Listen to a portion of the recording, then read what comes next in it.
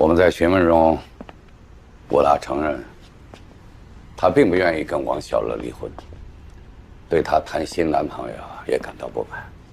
哦，对了，山城小区那套房子是吴达跟王小乐结婚之后买的，离婚之后他就把房子给了王小乐，所以我们认为，从经济的角度看，有一定的作案动机。但是现场勘查呢，又没有吴达作案的决定性证据。在案发的当天晚上10点钟，吴达从北门离开之后，就再也没出现在监控中。那个吴达穿多大的鞋？42。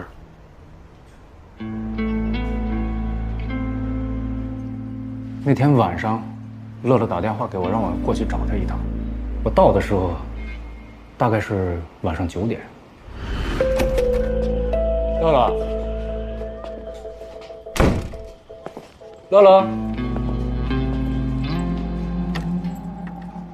乐乐，乐。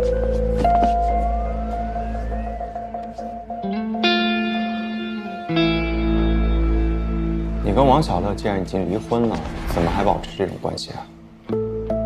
我跟乐乐就没打算离婚，我们的关系很好，都是因为乐乐的父母以死相逼。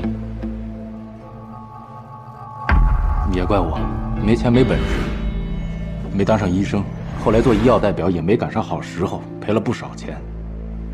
我没法在物质上给乐乐更好的生活，所以那套房子是我主动留给乐乐。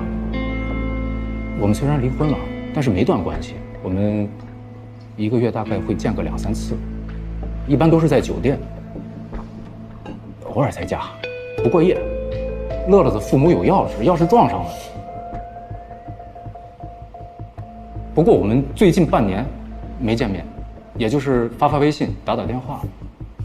我知道，乐乐的父母给他介绍了一个新的对象，黄冲。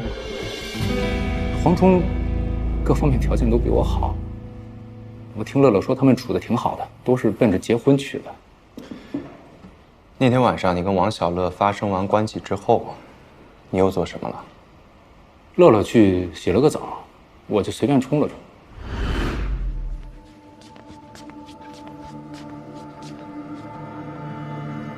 真好看。哎，有啥吃的吗？饿了。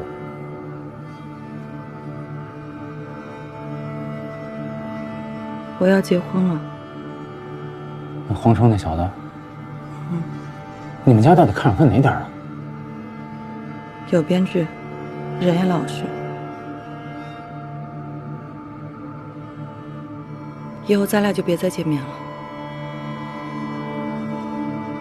厨房里还有点馄饨，我去给你热热。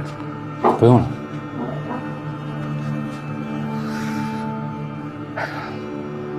走了。走了。具体时间记得吗？10点钟。离开之后去哪儿了？就离开之后我也没回家，就在马路边上喝了会儿酒。哪儿买的酒？那儿有个小超市。之后呢？之后，我知道乐乐要跟别的男人结婚了，我有心理准备。可是我心里还是过不去。我喝了没有半瓶，我就喝多了。后来凉风一吹，把我吹醒了，我就回家了。那个时候大概几点？这我真不记得了。我当时已经喝多了。那在哪儿喝的酒啊？什么位置啊？就小区的北门出去左转，有一个挺大的花坛，从我们家乐乐家就能看见。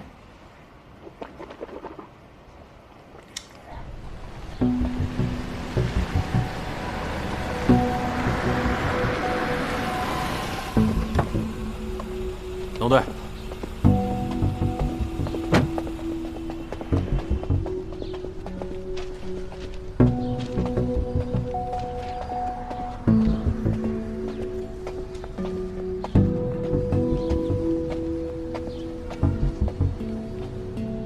我听说吴达和王小乐当时因为家里人反对，还是偷出户口本结的婚。明明有感情的两个人，为什么不能好好在一起呢？现实所迫吧。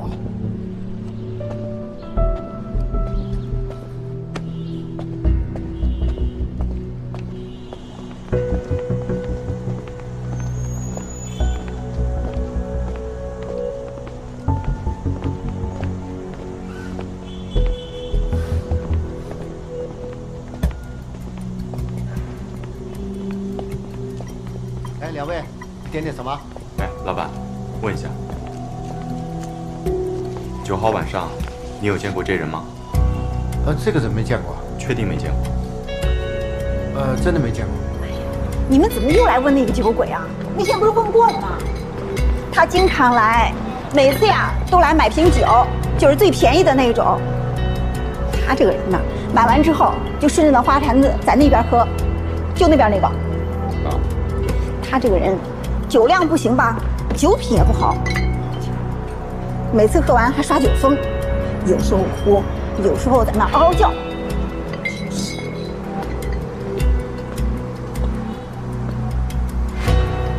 哎，听说我们小区死那个人就是他老婆，这事是不是他干的呀？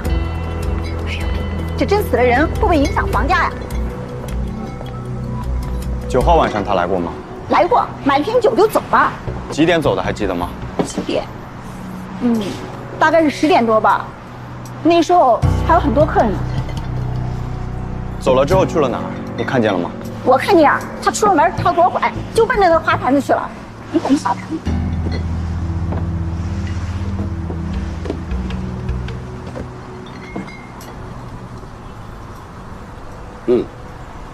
就是他。每天晚上我在这遛狗，都能见到他，喝得醉醺醺的，狗都想绕着他走。你们说那个9号那天啊，他也在，我记得清清楚楚的。哎，老大爷啊，您记不记得，就你看到他的时候，大概是几点钟？我每天遛狗啊，时间都是固定的，雷打不动，1天2次，一次就是现在这个点，还有呢就是晚上，11点半我出门，1点50我回去，我出来进去啊都看见他，就歪在这儿。哎呀，您确定是这个人吗？这附近到了晚上光线可能不太好，会不会是您？哎，小伙子，你说我是岁数大了眼花了，绝对是这个人。哎，又不是见1回2回了，隔3差5的就在这儿。年轻人不学好，酗酒，太不像话了。是，我都想教育教育他。哎，我对你说啊，现在这些年轻人啊，这怎么说呢？咱们那时候，对不对？你看，一从下班回来了。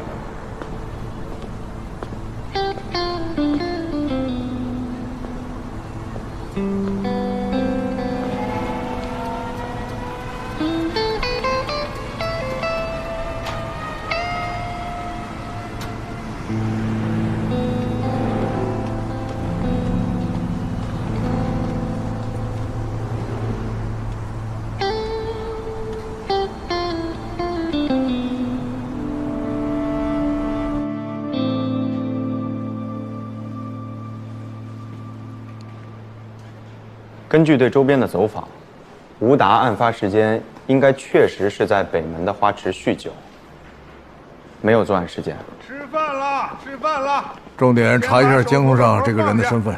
来，先吃饭。来，吃吧，吃吧，吃吧。我给你拿上。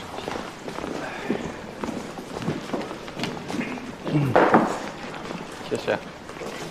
来，你拿。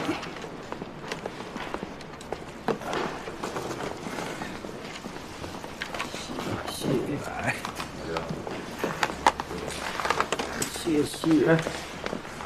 好嘞。好，筷子。哎，祖，来，正好吃饭。冷队，我那天在王小乐家门口的地垫上发现了一些小碎屑，检验后发现是新鲜的马尾松树皮。山城小区北面就是一大片松树林啊。这个吴达和这个死者的父母都没有登山的习惯啊，所以采到的这种概率很低。而且云溪的松树多数以赤松、油松还有华山松为主，像马尾松是非常少的，特别是主城区。这么着，赶紧吃啊！吃完了再去死者家附近林子里看看。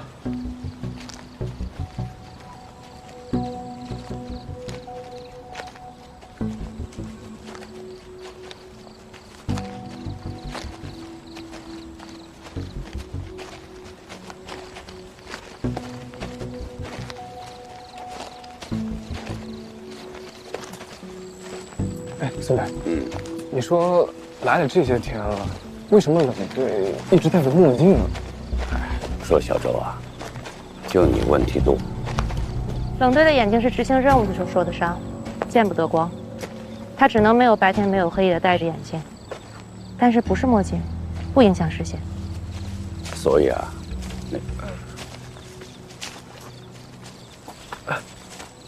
冷队，有发现。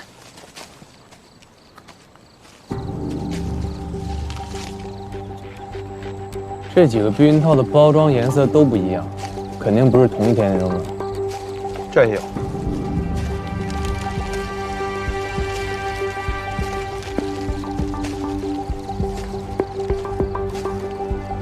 你们快过来看！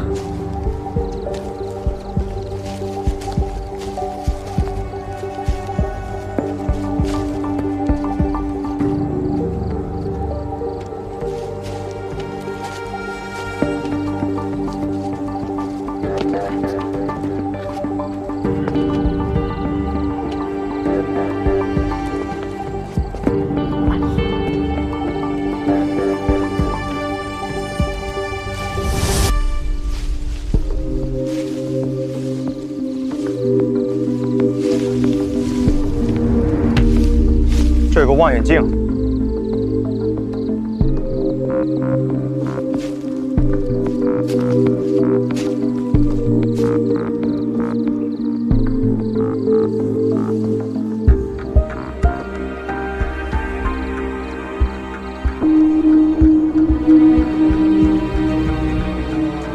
从这儿正好能看到死者家的卧室啊。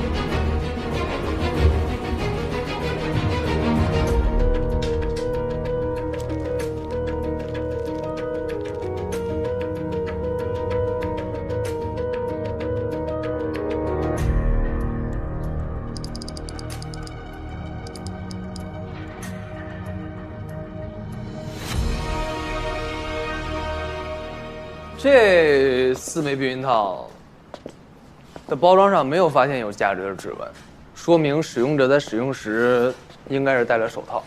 我在树皮上检测出了一些乳胶和滑石粉的成分，这与医用手套一致，所以我判断这个犯罪嫌疑人是戴着手套攀爬树木，而且戴的是医用乳胶手套。那这也符合小叶之前的推测，这个人严谨、有条理，警惕性还很强。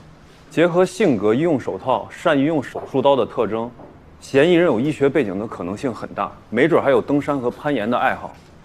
不过，这个王小乐和吴达都是医学院的毕业生，从事也都是相关工作，在他们的交际圈里，有医学背景或者是医生的人不在少数。我觉得这个范围还是太大了。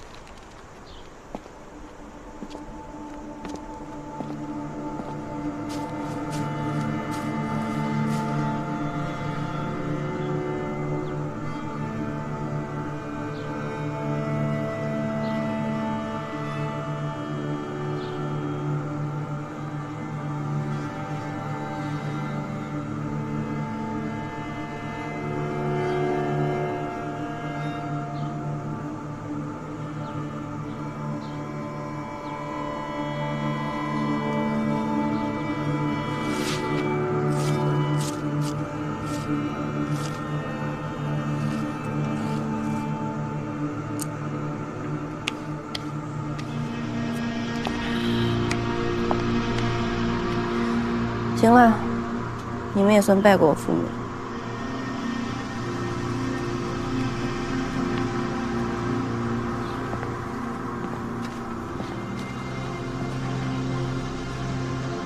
知道你不讲究这些，但你这样有点过了。心里有就行了，剩下的不过是走个形式，做给活人看。再说了啊，我得穿得鲜艳一点，免得让他们根据我。走吧。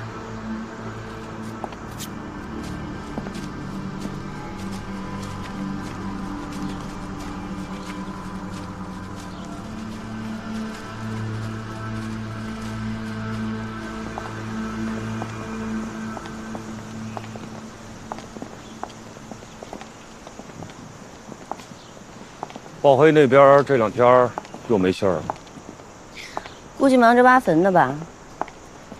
这关过去，咱们是不是就能见到报黑了？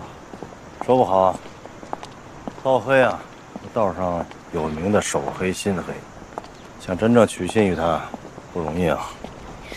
跟这种人谈什么信任啊？想让他跟我们合作，就得想办法镇住他。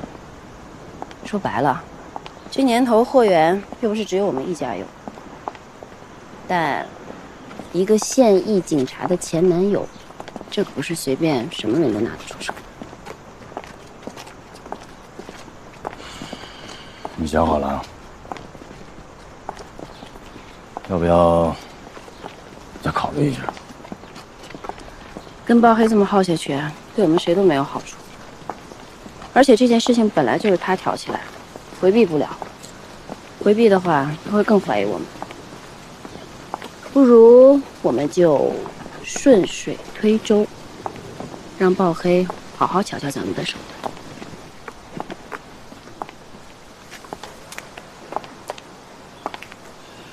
你就这么恨他？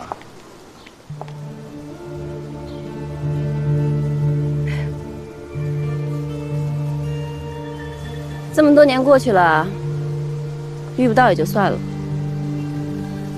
这碰巧遇到了，你说我又怎么舍得让他过得那么舒心，那么痛快？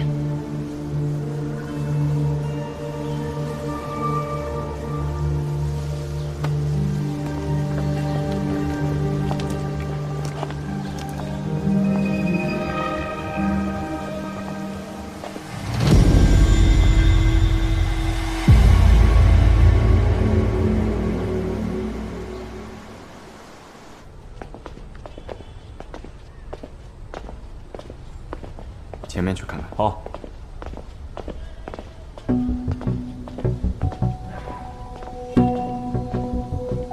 这款产品你们这儿有吗？这款目前我们这边没有发售，它属于是那种免费领取的计生用品。没有，我们这里没有这款。据我了解，这附近没有这个。谢谢。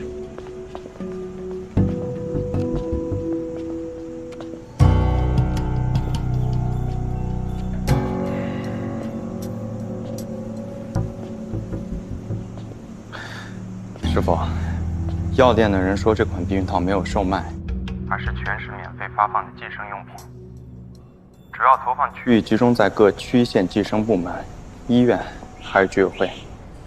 既然这样，我们可以从发放源头入手，调查这个品牌的安全套发放的全流程，看涉及到哪个社区、街道，重点排查与王小乐、吴达等人有交集的单位或个人。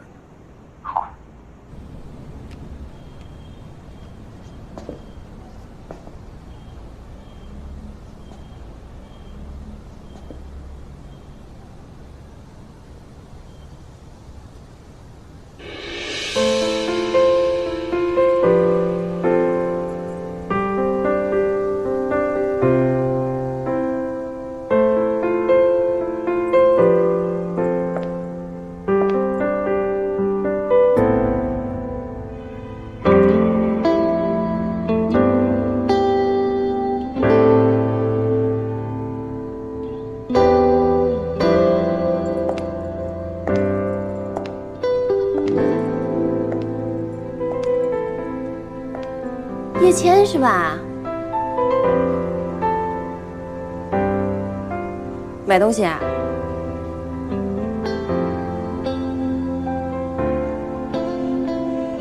不是，查案呢。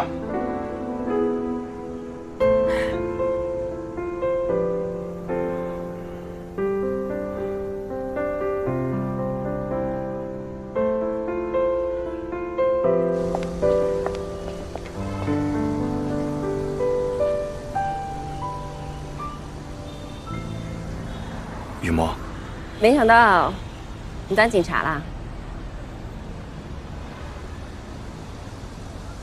雨墨，我那件事情过后，我改名了。以前的陈雨墨不在了，我们重新认识一下吧。我现在叫丹青。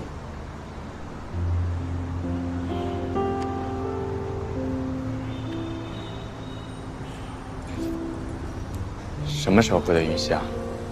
几年前就回来了。我一直想找你来着。哎，我的车来了，捎你一段。不用了。真不用？那我先走了。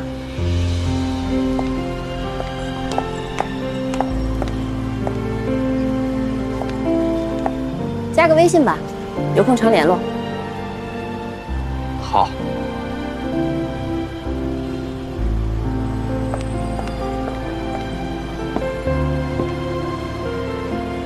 北天鱼啊！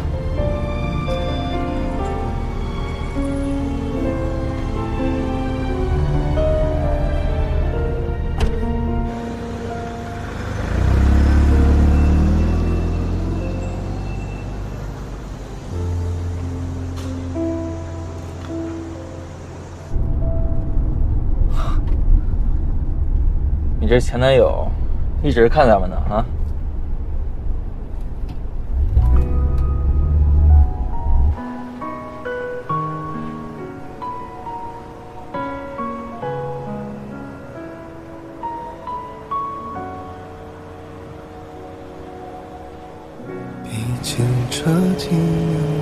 以前的陈雨墨不在了，我想我们重新认识一下。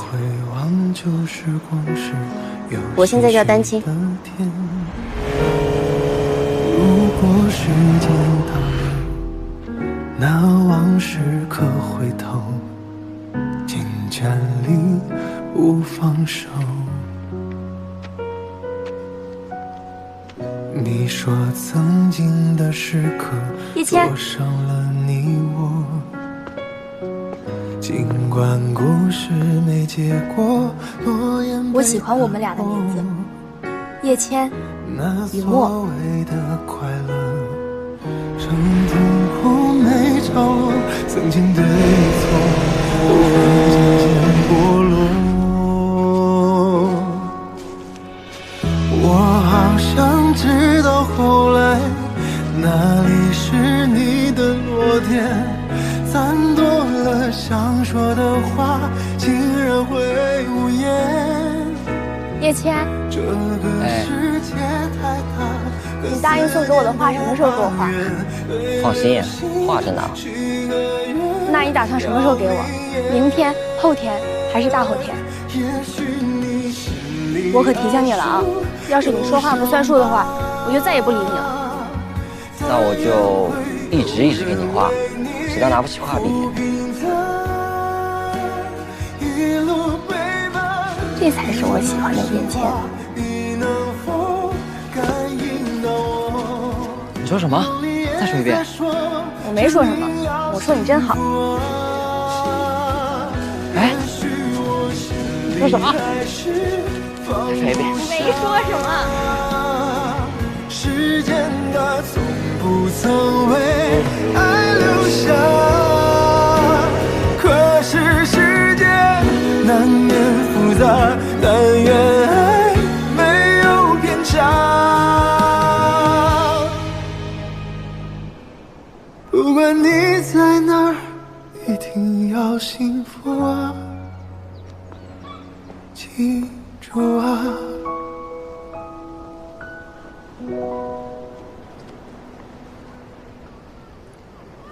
在忙吗？帮我查个人，叫丹青。我马上发你。好，谢了。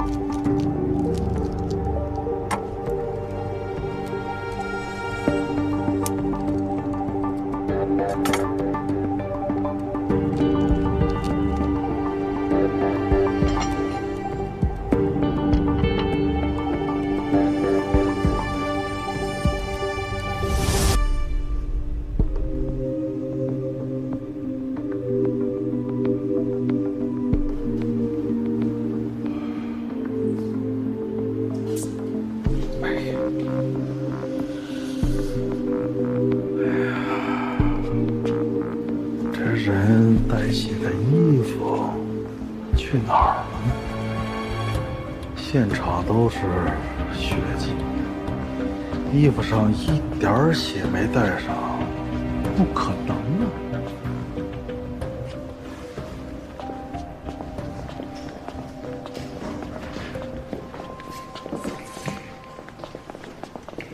怎么了，小龙？啊？那望远镜啊，就是最常见、最普通的型号，上面没有指纹，没有 DNA， 啥都没有，也就能看出来他在那儿放了挺长时间的。不是这个受害人4年前结婚时买的2手房，嫌疑人这么早就盯着受害人了？那要这么说的话，我们可以排除这4年里辛和王小乐、吴达认识的人，对吧？现场没有发现吴达、王小乐、黄冲父母等人以外的指纹。DNA， 哎呀，说明凶手还没有来得及做清洁。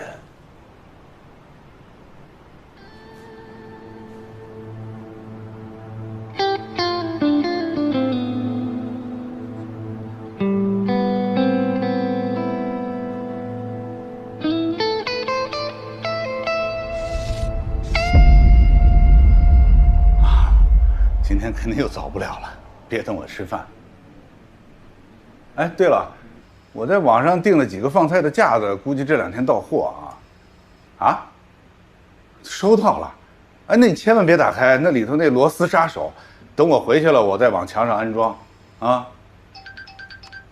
那个冷队电话肯定是正事儿，那我先挂了啊。哎，冷队。那个南门这儿没发现什么有价值的线索，啊，对，那个北门外那小树林也差不多，有用东西太少了，我这边还在找呢。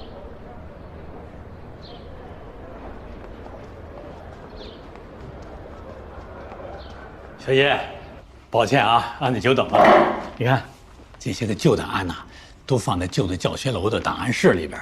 我们呢，暂时又没有实行电子化，所以呢，耽误点时间。刘老师，您太客气了，我还得感谢您啊，配合我们工作。是应该的，你还不知道啊？我呢，原来是吴达和小乐他们班的班主任。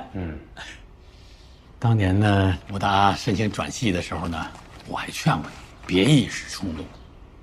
我们可是重点大学，能到我们系的那可真是不容易。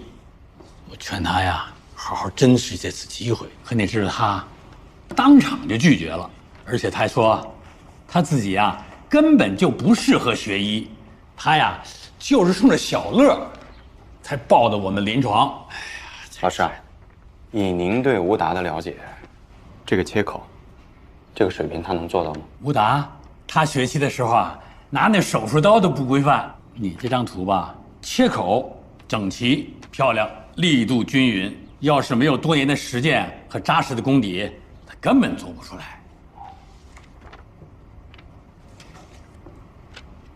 哎，老师，吴达在校期间还有一个记过处罚。这个是和一个同学打架，小伙子一时冲动。其实啊，他们俩的感情啊特别好，整天的形影不离。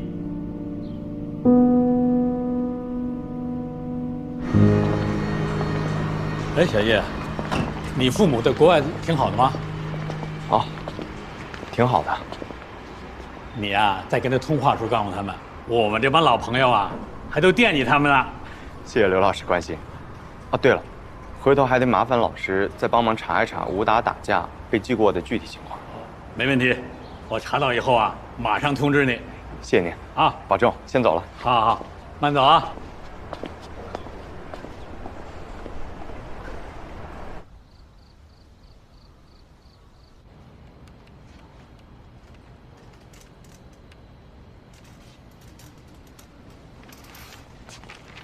那天我和小昭昭看电影去了。哦，不过是打的你的旗号，你不介意吧？你就不能靠自己吗？我太想靠自己了，哥们儿，我靠我自己，我约不出来他不来啊。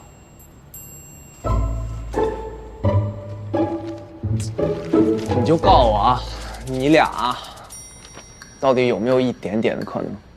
真没有。那行，那我就放心了。那其实那天我俩看电影那氛围吧，其实还挺好的。哎呀，我觉得有戏，但可惜没看完，看一半我走了。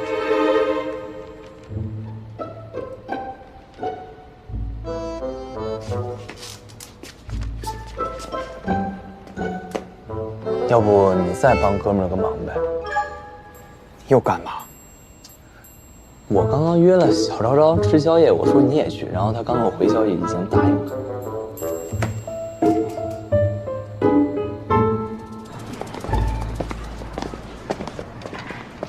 静姐，哎呀，来了！哎呀，正好都做好了。哎呀，真好，赶紧吃吧。谢谢。哎，小昭昭，你女朋友啊？哦，不是不是。啊，快吃啊！需要什么再跟我说。好嘞，好嘞，好嘞。哎，这就是你们说的那个特别好吃的餐厅啊？看环境挺一般的嘛，菜也就是普通的家常菜吧。来尝尝。那好吃。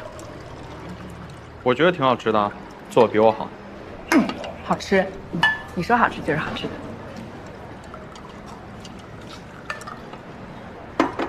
好吃。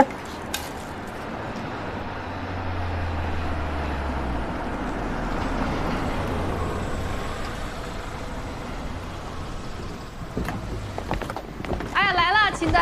做好了吗，静姐？做好了，做好了，赶紧进来坐吧啊！马上给你们上面，自己做啊！马上，马上，来。什么情况？上面啊，珊珊。这个。红哥，端，快端！哎，小龙也在这里。哎，来了，你们吃啊。红哥，哎，来了。你们一定饿坏了吧？吃你的行了。来，免费的面啊！红哥，来，哎，快吃啊！哎，面来了，啊，这个来啊！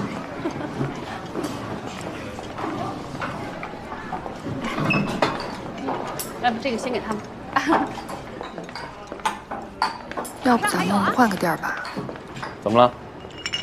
我是觉得我这都没犯事儿呢，就感觉瘆得慌。这有啥的？他们都是治安大队的，正义的力量。看这架势，估计今晚又有行动。有行动？还有。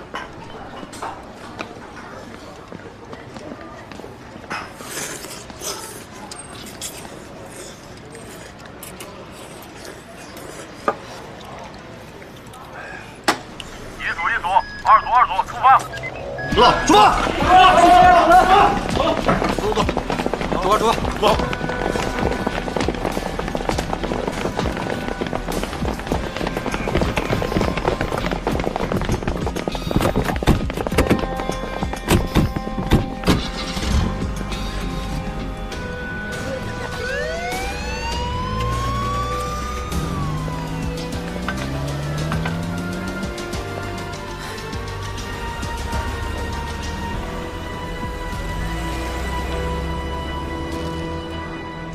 事儿啊？今儿晚上这么着急？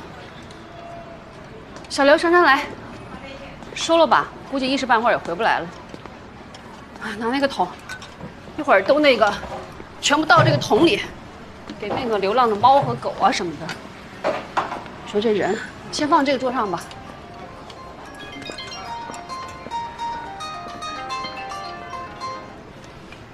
喂，师傅。来了。哎，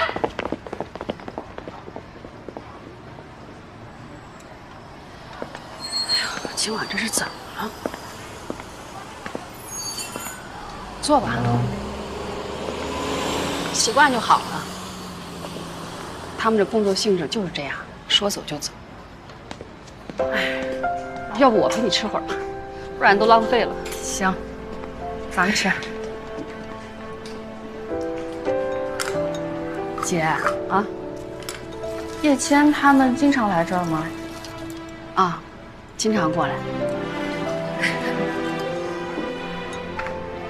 那他有带过别的女孩过来吗？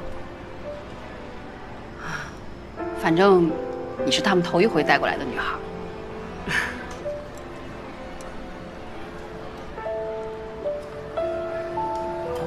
姐，你家里人也是干这个的吗？我爱人焦磊，跟他们一个单位的，也是警察。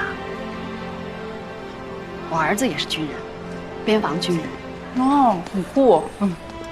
我儿子长得挺帅的，也是一堆女孩喜欢的。但是他5年前就牺牲了。我生孩子之前就一直做餐饮，我本来想自己开个餐馆，为了纪念我儿子，也为了给自己找点事儿做。那时候赶上老教单位准备给大家弄个外勤定点食堂，领导们也是体恤我，就优先考虑了我们，有了这个餐馆。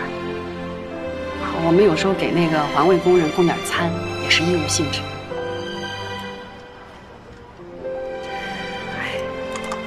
人活着就是个念想，为念想做点事儿，挺好的。那我下回也可以过来帮忙吗？当然可以了，欢迎。好嘞，多吃点菜。你也吃。哎，慢点儿。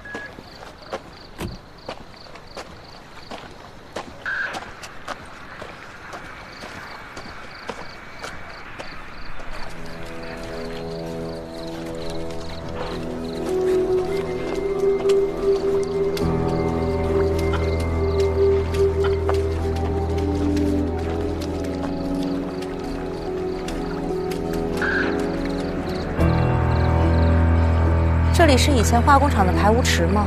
怎么这么大的味道？啊，这一带啊，以前整个都是化工厂，后来厂子搬走了，地卖了，荒着就没人管了。你看现在整个都是垃圾场。这不是变成垃圾场了，我还找不着这地方呢。看见那监控了吗？从这片树林过来，就只有这一个监控。这个监控原来是什么市容环卫部门为了拍那个非法倾倒垃圾那些大卡车的，没想到帮了咱们一个大忙。不是这个往池塘里扔东西的那个人，跟出现在小区南门的那个人，是一个人吗？像。但这监控这像素差点意思，咱回去还得好好分析。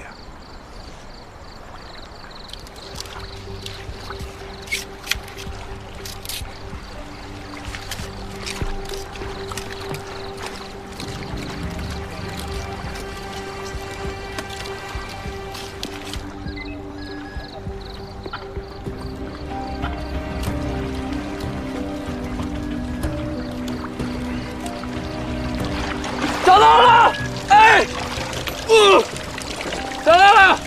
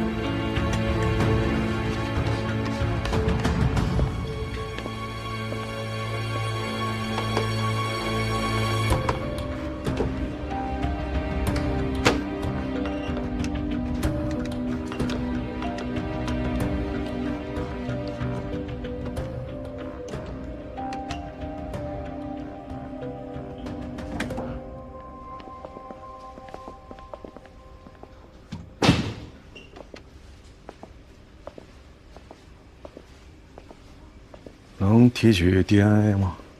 等结果呢？如果能确认这头发是受害人的，那这件衣服的主人就是真凶。嗯。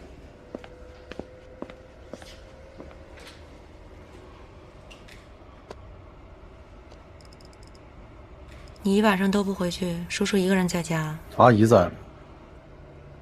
你吃饭了吗？我那边有面包，你垫点儿，要不然你胃又疼了。吃了。我去老焦那儿看一眼啊。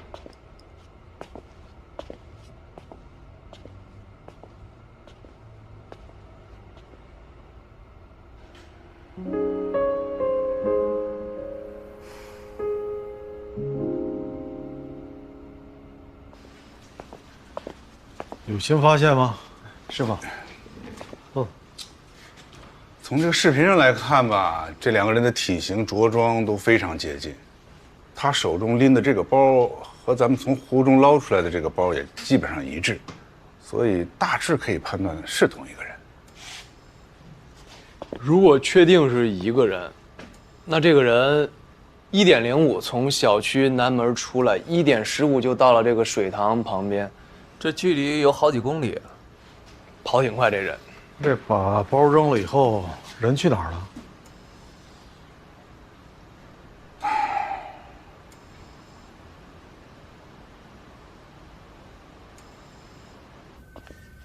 肖哥，哎，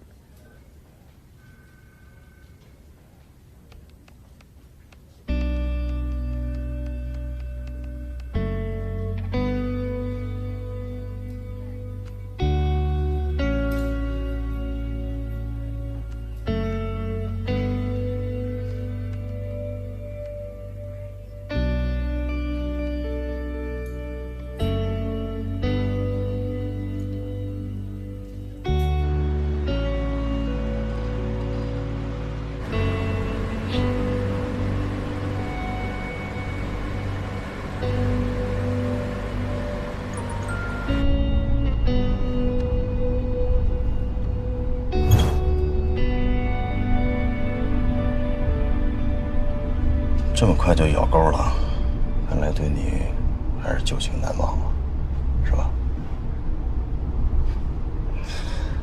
老裴那边肯定会派人监视的，但愿你这个前男友够聪明。管他聪不聪明呢，只要他愿意吞下这个饵，他就跑不了了。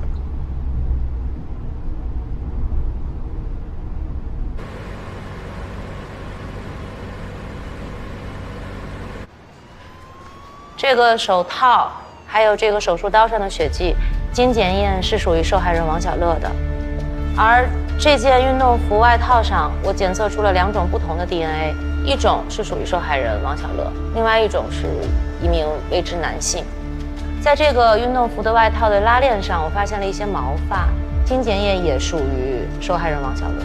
根据这个位置，我推测应该是凶手当时抓住王小乐的头发反复撞击的时候撕扯留下的。所以基本上可以肯定，这个未知男性应该就是杀人凶手。哎，能通过这个 DNA 找到这个人吗？我已经把数据上传了。如果这个人在我们的系统里曾经留下过记录，那很快就能找到。但是如果没有，那就只能抓到嫌疑人之后我进行比对。哦。但是可以肯定，不是吴达。这把钥匙应该是后配的，能打开受害者家的房门吗？已经试过，冷队能打开。装衣服的包好像是健身房办卡送的那种，如果包上有品牌的话，应该能查明这个身份。那家健身房好几年前就倒闭了。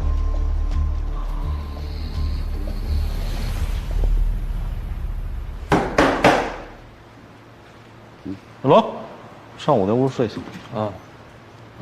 那个东西上没指纹，戴手套了他。小年轻较多真好。那个，哎，视频方面我这儿也有点发现啊。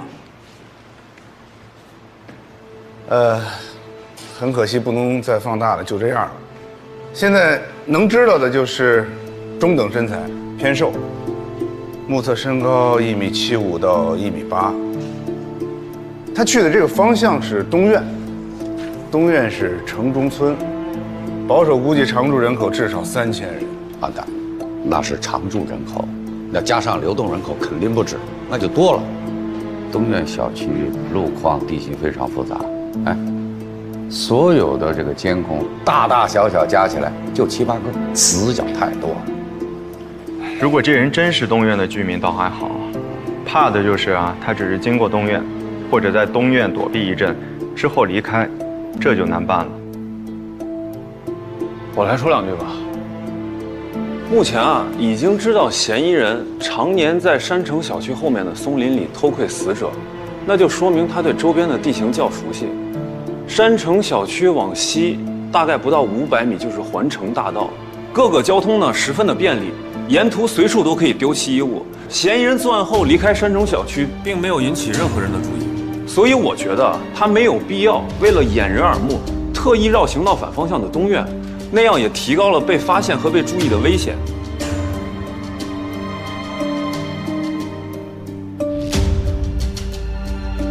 我认为，嫌疑人即使不是东苑的常住人口，但至少也经常往来此处。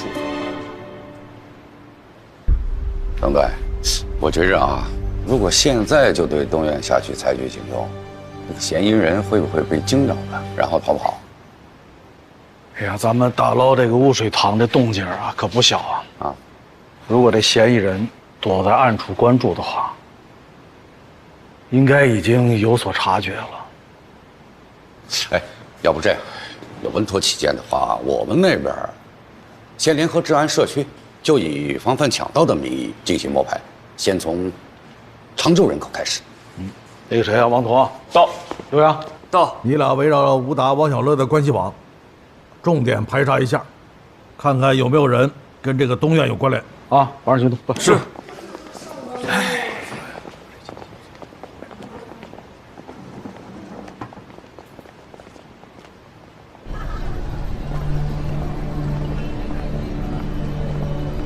这儿就是我们的这个东苑城中村，咱们可以去看一眼。好，好，好。这边。再见。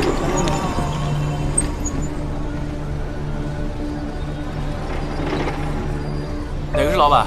啊，我是老板。有事找你问问，我们是刑警队的。好。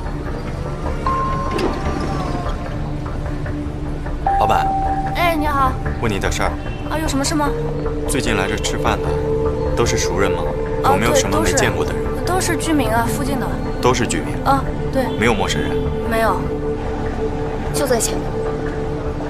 谢了，老板。好，没事。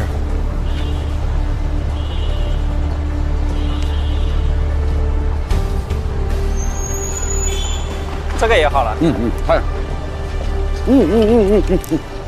好，来一个。我不饿。轻松点。当警察几年了？4年了。4年。哦，我呀，我20岁就当警察了，要不了多久我就该退了。本想山城这个案子风风光光的干他一场，哎，这年纪大了，能力有限，跟不上你们这些年轻人了。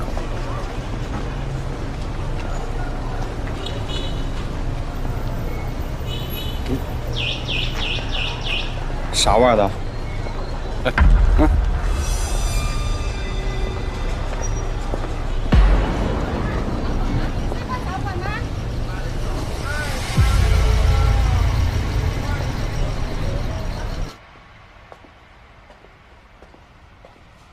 王媛。哦，哎，回来了。哎，饭给你留着呢啊，赶紧洗洗手吃饭啊。老爷喂。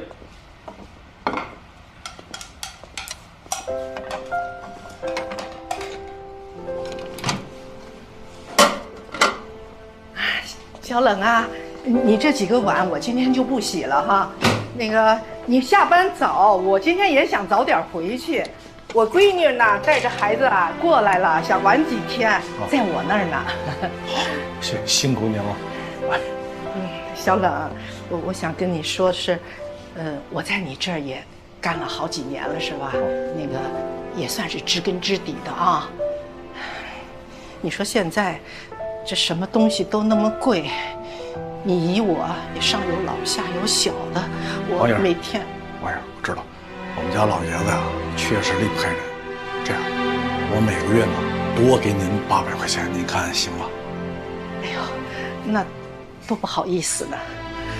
谢谢您，我这工作啊确实太特殊了啊，您受累。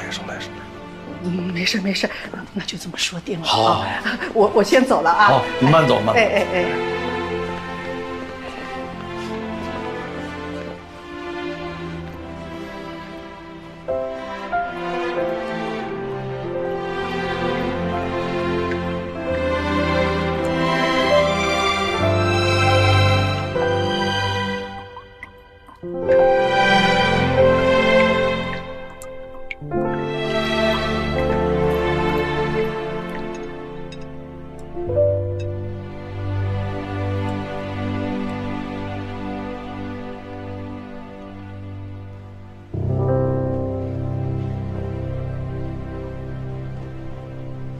我也是网上看见的，没想到他现在开了个画廊。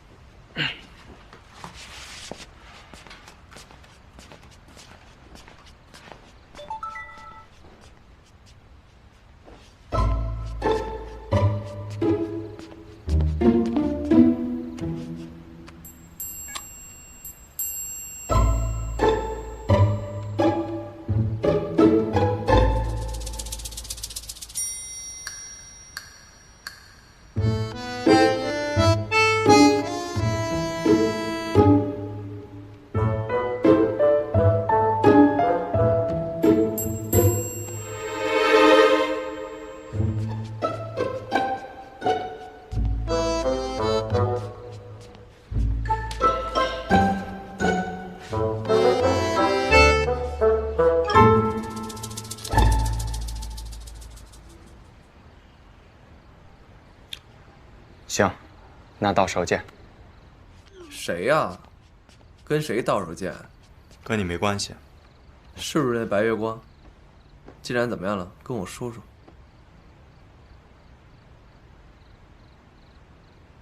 你明天就穿这身啊？啊？怎么了？挺好的，符合你气质。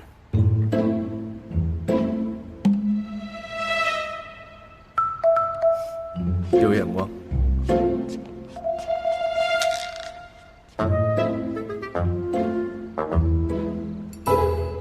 哎，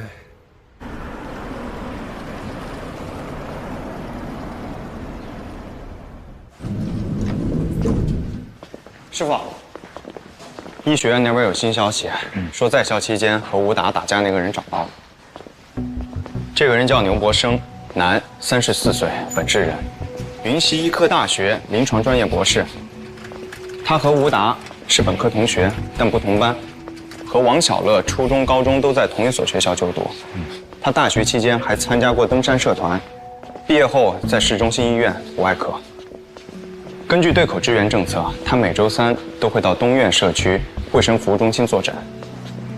吴达在校期间和他发生过殴斗，因此受到了记过处。那咱们动手的原因是什么呀？吴达指责牛博生偷窥骚扰王小乐。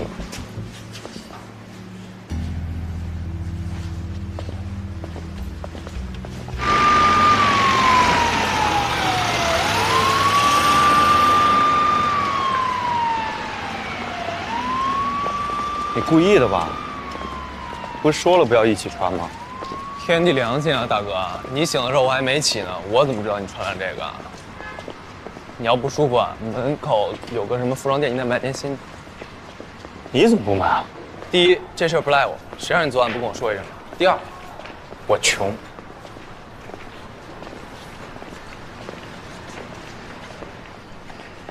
今天这是外勤的事儿，你跟着来干什么？你师傅说了，他怎么也算个高智商犯罪者，怕你搞不定，让我来协助你。一会儿进去先不要说身份，跟他聊聊，看他什么反应。用你说啊，走了。就这样就行了。啊，对，输入信息点提交，就这样就好了。哦，好，谢谢。没事。挂好了。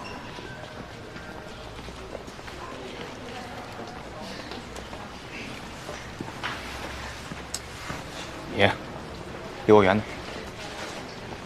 我去哪儿啊？这都是人，我也想离你远点。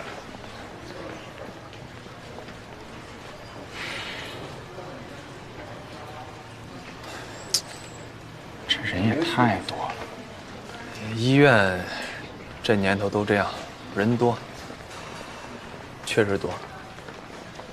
请047号思源龙前往第一诊室就诊。哎，走走走走走。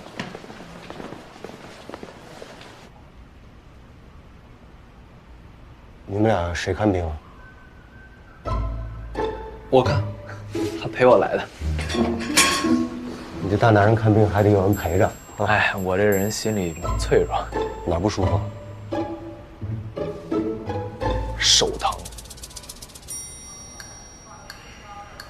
伤口愈合的还行，那个疤痕组织看着也没有增生，你这怎么弄啊？这个，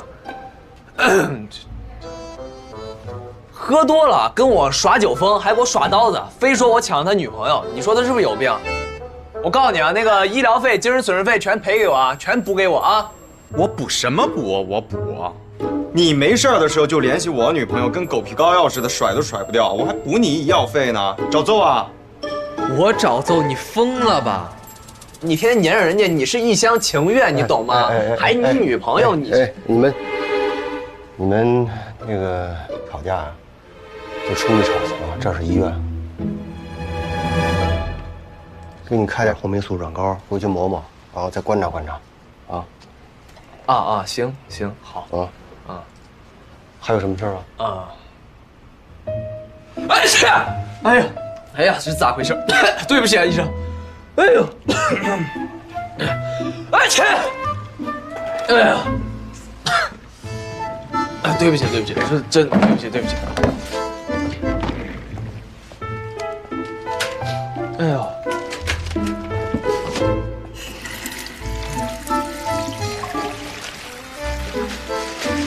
哎去！哎去！你把口罩你也戴上点。哎，行，谢谢你。那我们就取药。取药吧。谢谢你。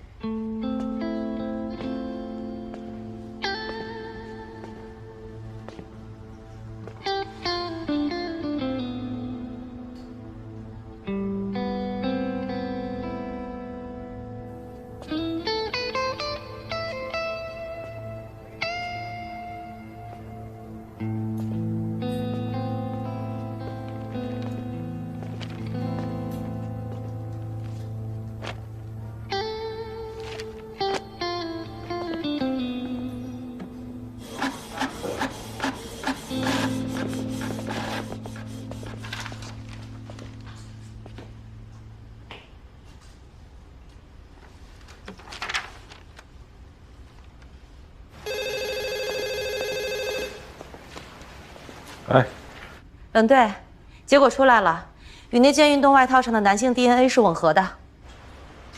这几天大家都辛苦了，先让技术科的人早点下班。好。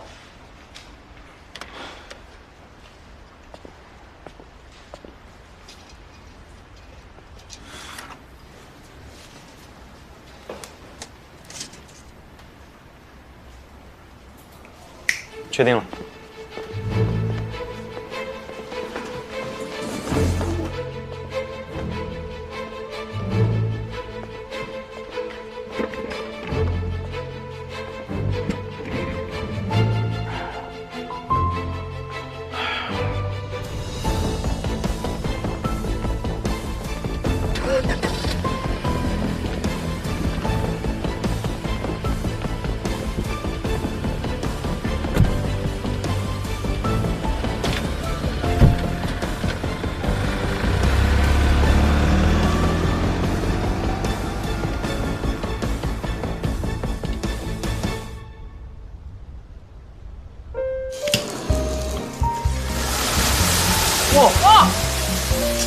可以。厉害！哇！小仙仙，你这厨艺真的不错，你要不考虑考虑跟我合伙呗？这就是你不对的。我们小芊芊，警队之花，那是冷队的高足，将来要成为大队长、副局长、局长，还要去什么省里、部里。你这点地儿容不下这顿大福啊！但我可以啊。你可以干嘛？我可以当招财猫啊。我认真的，别干警察了，多累呀，还没钱。你考虑考虑呗。你们不会今天吃一半又走了吧？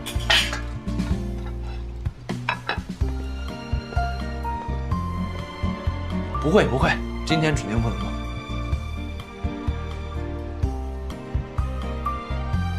今天怎么想起来到我这儿来做吃的了？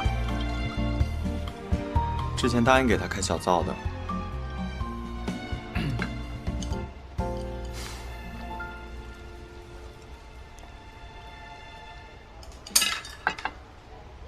四元龙，啊你喜欢我？啊，是啊，我之前不说好几次了吗？真的，不是开玩笑。还想继续做朋友吗？我挺喜欢跟你做朋友的，但是我不喜欢你当我男朋友。还有你叶谦，我告诉你，没必要。我喜欢你是我的事儿，你可以不喜欢我，但你没必要撮合我跟别人，什么意思？你看不起我还是看不起他？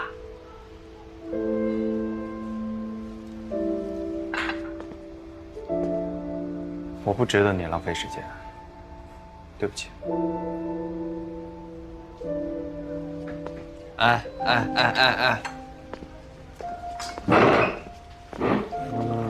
真走啊？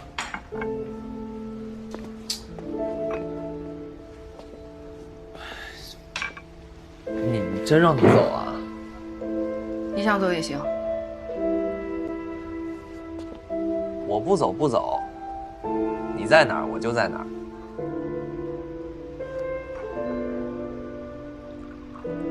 对不起啊，我刚刚说话有点过，你别介意。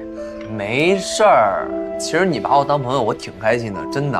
然后我这人吧，没什么优点，但是脸皮厚啊，肯定占一点。他是不是最近有陈雨墨的消息了？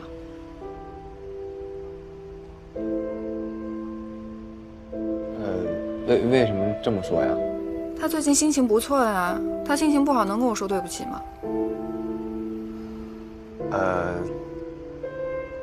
他确实吧，晚点还有个约，应该是跟那个白月光什么的，但是具体怎么回事我不知道，我只是偶尔听到他们两个聊微信了。那去哪儿你知道吗？去一个牛什么，应该是你们的发小吧，一个画廊。走，跟我看热闹去。不合适吧？你去不去？不去我自己去。去，你去我就去。见面。牛博生，刘博生，你知道为什么在这儿做的吗？小乐死了，你们肯定会找到我的。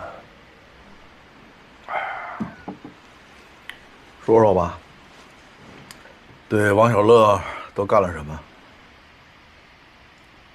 我就是在他们小区北面的树林里架了个望远镜儿，你们管那叫偷窥。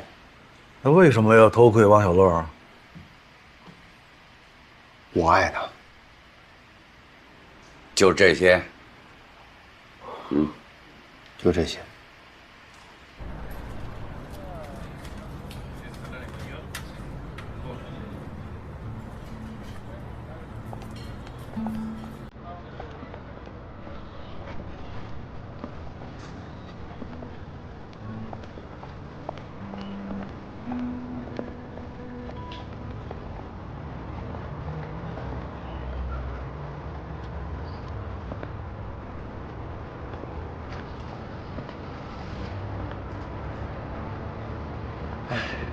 这小青捯饬起来还挺人模狗样的。他怎么不干脆化个妆呀？他这跟化妆也差不多了吧？对了，就是那事儿吧，你别……啊，那事儿别提了。行。再说了，我俩确实不合适，从家庭到兴趣爱好到职业都不搭，而且你还是个干警察的。那我要是不干警察呢？有机会吗？我开个玩笑，你别这么惊讶。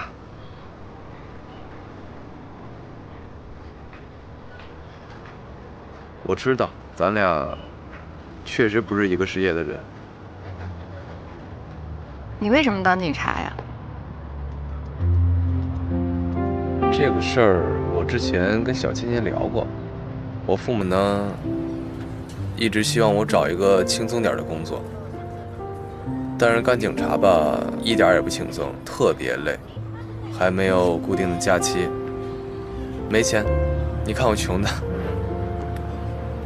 但是我后来仔细想了一下，干警察绝对是我20多年来选择最正确的一件事，就是那种发现一个线索、侦破一起案件获得的成就感，那种心情，我觉得是花多少钱，无论任何东西都换不来的。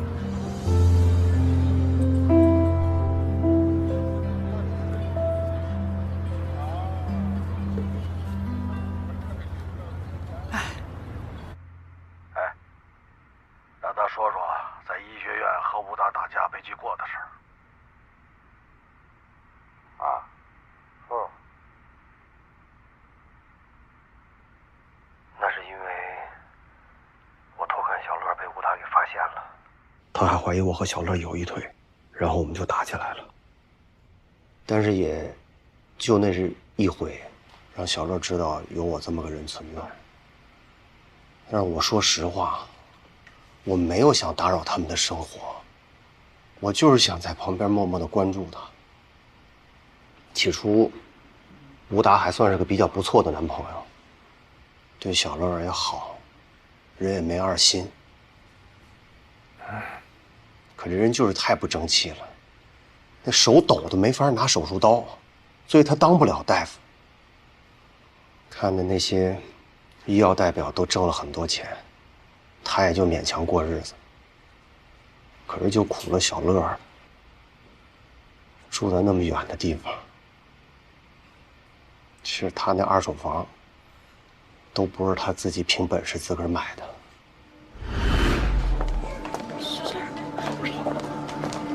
欢迎欢迎欢迎！恭喜恭喜！谢谢谢谢，新婚快乐！里边请啊，里边请。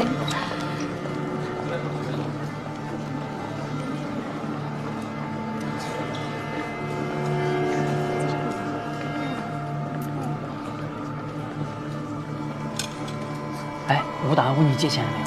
哎，问了，还跟咱们高中理科班同学都借了个遍。你借没？又不是1000、2000，我怎么可能借他？再说了，你说就山城小区那破2手房，那破小区破地段，还得借钱，这混的真是够惨的。他也问我借了，我不知道该不该借，你知道吗？不能借。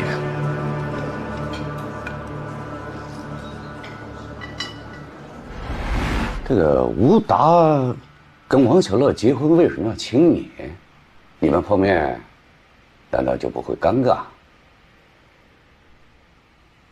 他们结婚其实就是吴达为了挣份子钱嘛，熟悉不熟悉的人都发了一遍请柬，人来了挺多的，我们其实都没打照面。但是我爱小乐，我不能允许小乐受这样的委屈，我自己拿出20万来，我找了一个同学，以他的名义借给吴达了。那之后呢，就主动向医院领导请缨，接下了东苑社区卫生服务中心的任务，对吧？就是为了接近王小乐，是不是？是不是？是。因为我不想离小乐太远，我不放心吴达，这人太弱了。不放心？你不放心就可以去偷窥人家，啊，还在树上干那种龌龊勾当。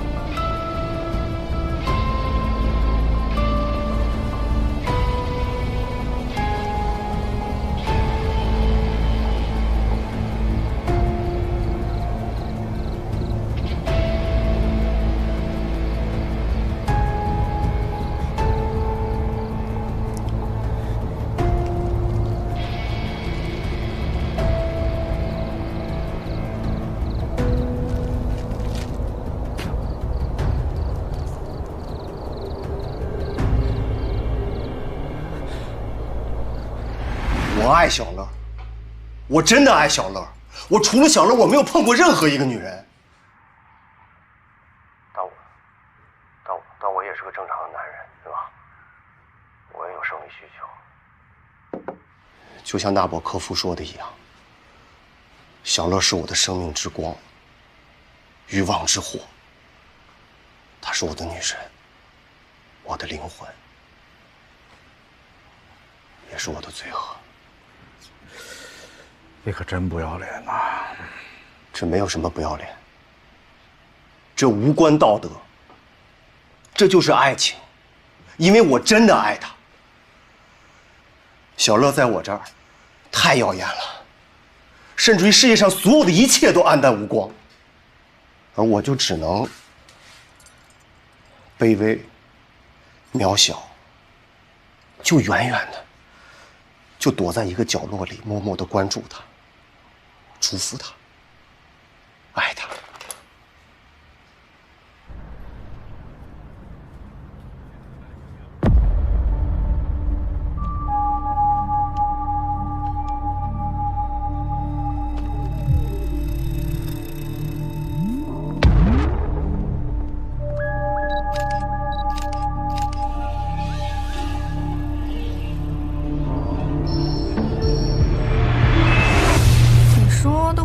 久了，过点了吧？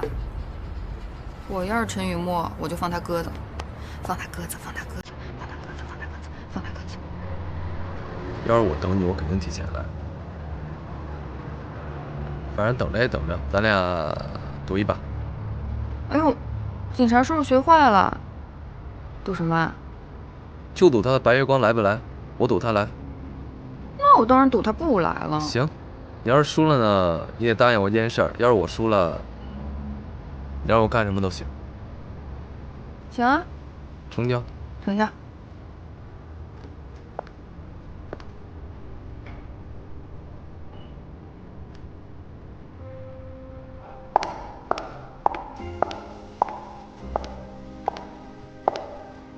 叶谦。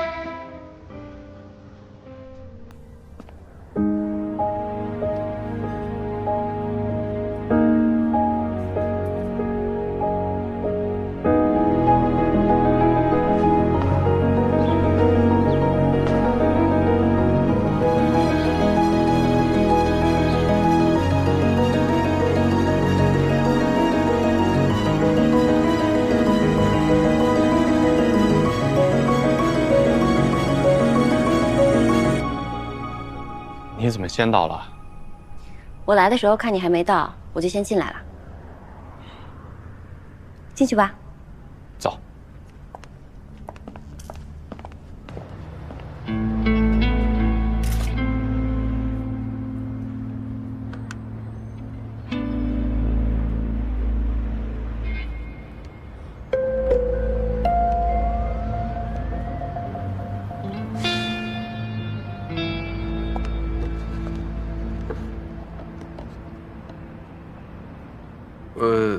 嗨，我这嘴臭，我这乌鸦嘴。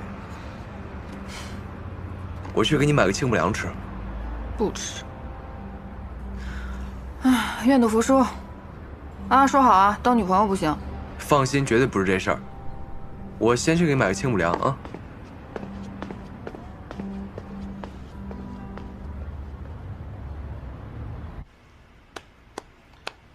行了啊，聊聊那个什么吧。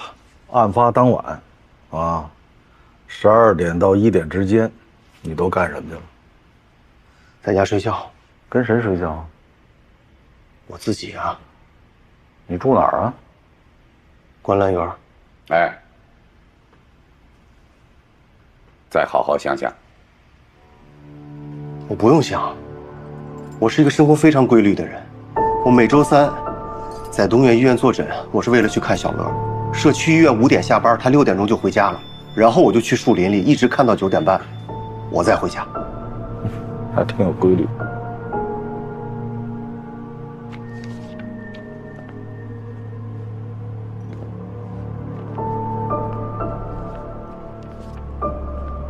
看看吧。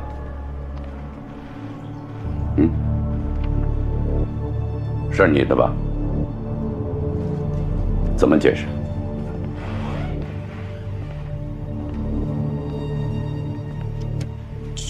你问的这个问题，我不知道该怎么回答。我确实有一件一样的衣服，还有一样的包，但这俩东西全都丢了。丢了？丢什么地方了？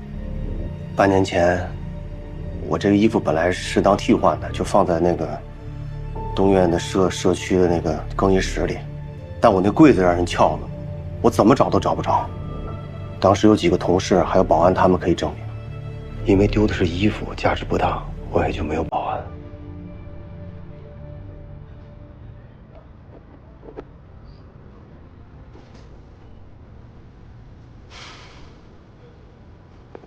来，清补凉。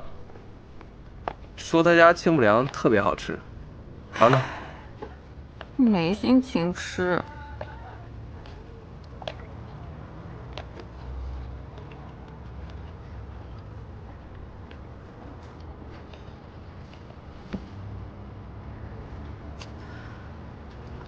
这什么画展呀？需要看那么久吗？我觉得吧，小芊芊好不容易见到她的白月光，肯定有聊不完的天儿，说不完的话，诉不完的思念，肯定特别珍惜跟他在一块的每一分每一秒。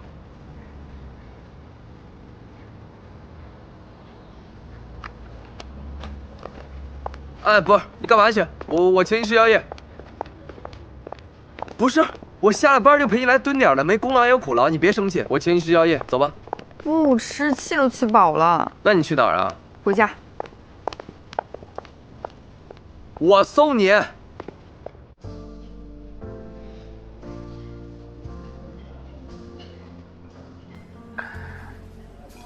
我记得你那会儿最喜欢伦勃朗，你总说他的画有种悲剧的色彩。嗯，你呢？你还喜欢莫奈吗？不喜欢了。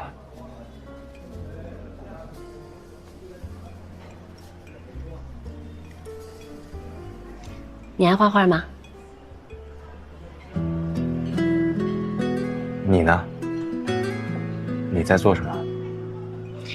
我也不画了，我现在做点小买卖。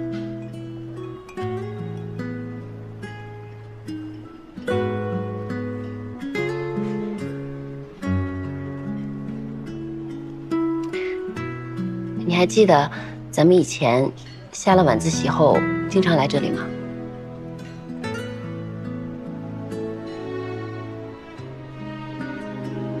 记得。都说人得向前看，但是有些事情就是忘不掉。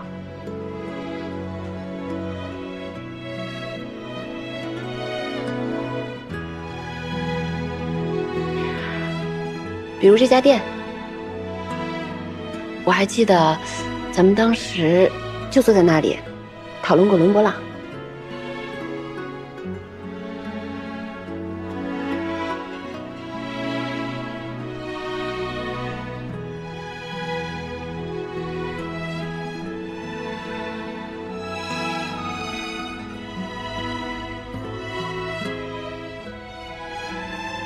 这是我最喜欢的那幅画。你喜欢伦勃朗什么啊？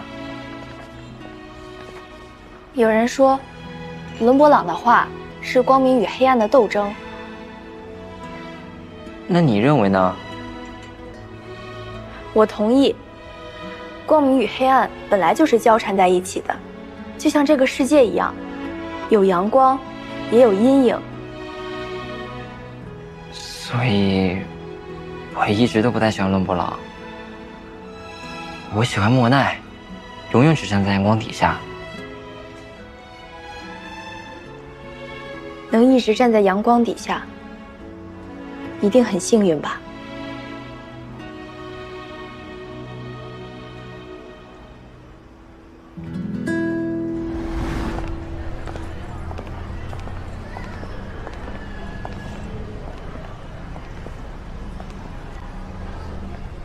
那下次再聊。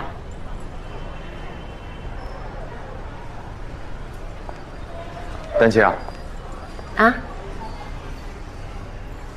注意安全。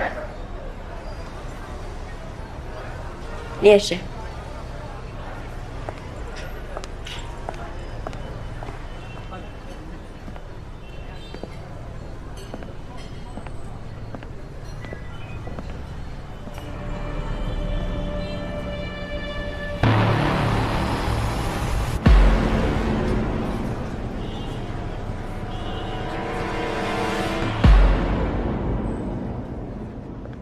来，你最爱的清补凉。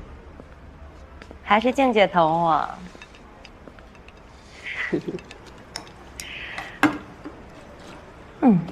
哎，那个老唐他媳妇的外甥，你们见过了吗？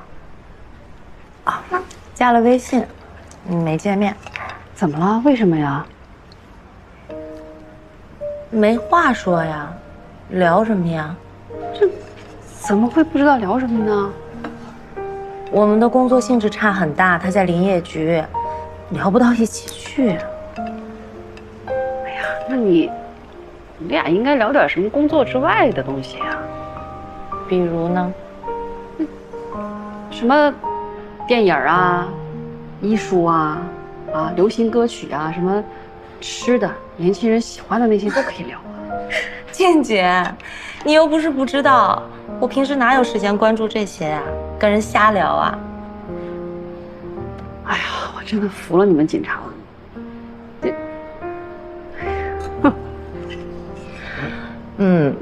我们这些警察呢，就是每天3点一线，局里、家里、这里。每天最放松的时候，就是在您这儿吃点东西。最关心的事情，应该就是破案了，其他的没什么。我算是看出来了，你的个人问题啊，只能在你们警局内部解决。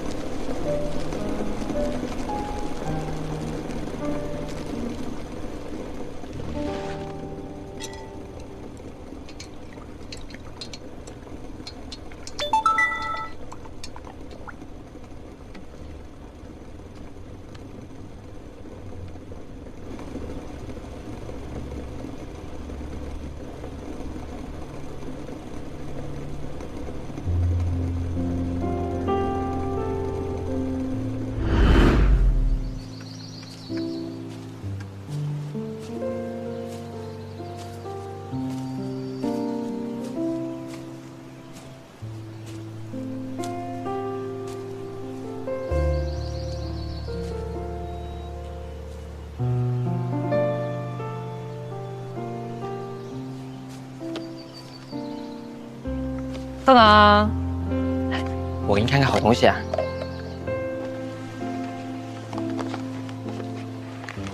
给。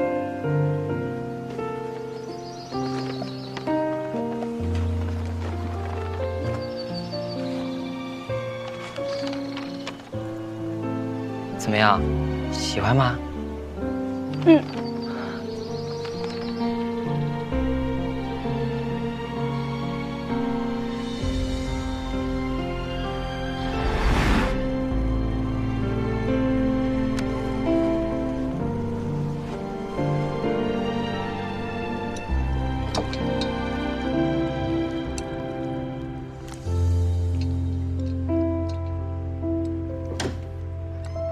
哇，这么香！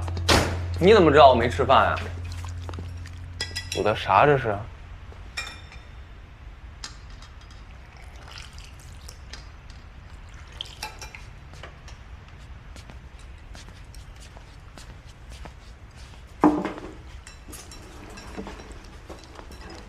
咋了？又咋了？你今天不是跟白月光约会去了吗？怎么样？跟我讲讲。管好你自己的事。你心情不好，有心事儿，跟我说说。不说是吧？那我吃面去了。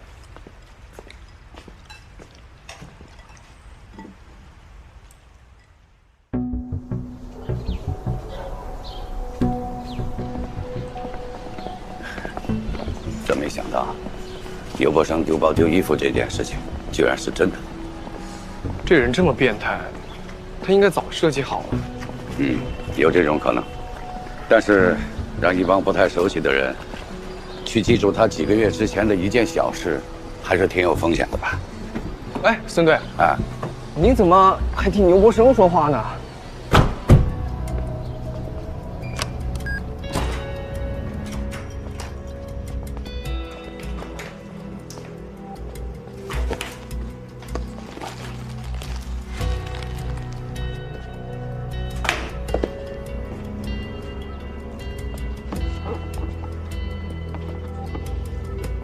你昨晚做梦了，你知道不？说梦话。说什么了？还能说什么？就一直念一个人的名字，雨墨，雨墨。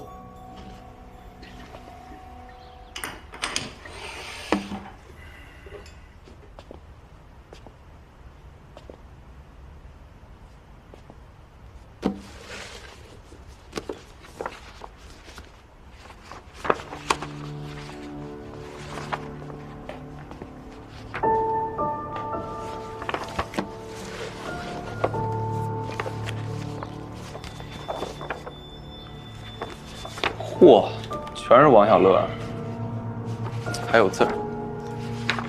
2005年5月17日，学校组织春游，这是我拍下的第一张小乐的照片。小乐真美，好像天使一样。2006年12月30日，新年文艺汇演，小乐的歌声是如此美妙。2008年6月。全年级合影，好遗憾，我们班没能和小乐班挨着。哎呀，这真肉麻呀，真痴情啊，这个男。这照片都是按照时间顺序排列的，每一张近景都是偷拍。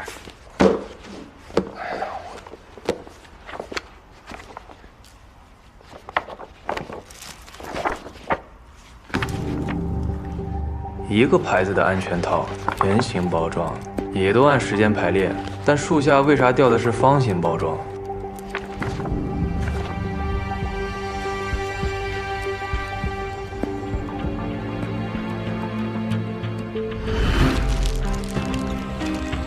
这几个避孕套的包装颜色都不一样，肯定不是同一天扔的。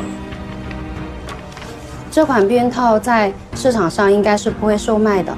应该是免费发放的计生用品。警察同志，我建议您去计生部门、居委会和医院问问。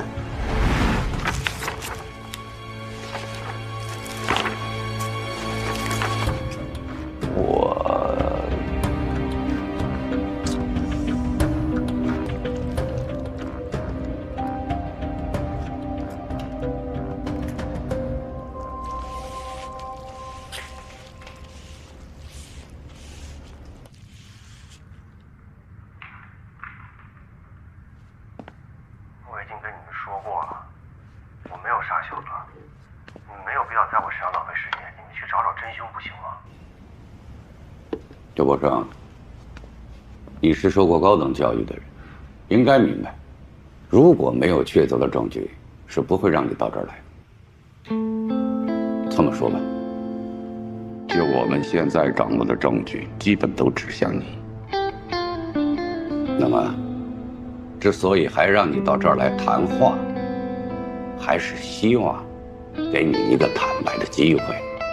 人活一世，我敢做敢当，我绝对不会推诿。但是我没有做的事情，我不管是在这儿还是检察院或者是法院，我都不会承认，因为我没有做。你跟王小乐认识多久了？17年。那你爱他，他知道吗？不知道。你就没跟他表白过？我前面已经说过了，我就远远的看着他，我就已经足够了。小乐跟吴达在一起以后，我渐渐的我也发现，好像我把我自己映射到吴达身上了。他们在一起，我就感觉我跟小乐在一起一样。说实话，如果你真的爱一个人，他的快乐就是你的快乐。小乐选择了吴达，我也很真心的祝福他们，希望他们百年好合，平安顺遂。有一天他们离婚了，说实话，其实有一段时间我挺低落的，但是后来我也想明白了，小乐跟黄冲在一起是能得到幸福的，而且还能彻底摆脱吴达这个讨债鬼。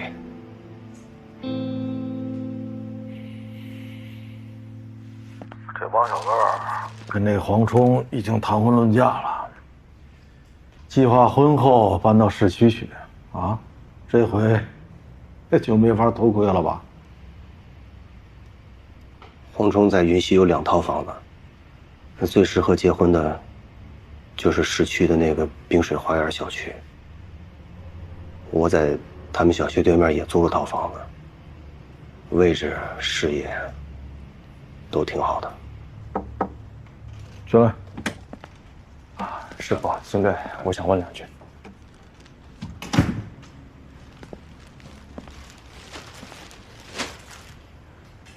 你说吴达是讨债鬼，什么意思啊？他俩离婚以后，吴达没事儿就上门去骚扰小乐，而且管小乐也借了很多钱。吴达这个真的是男人一点脸都不要了。没离婚之前，天天猜忌小乐，而且还打他。离婚以后，像个赖皮狗一样的软磨硬泡。你见过吴达打王小乐？见过几次，但打的不是很重，他俩主要还是吵架。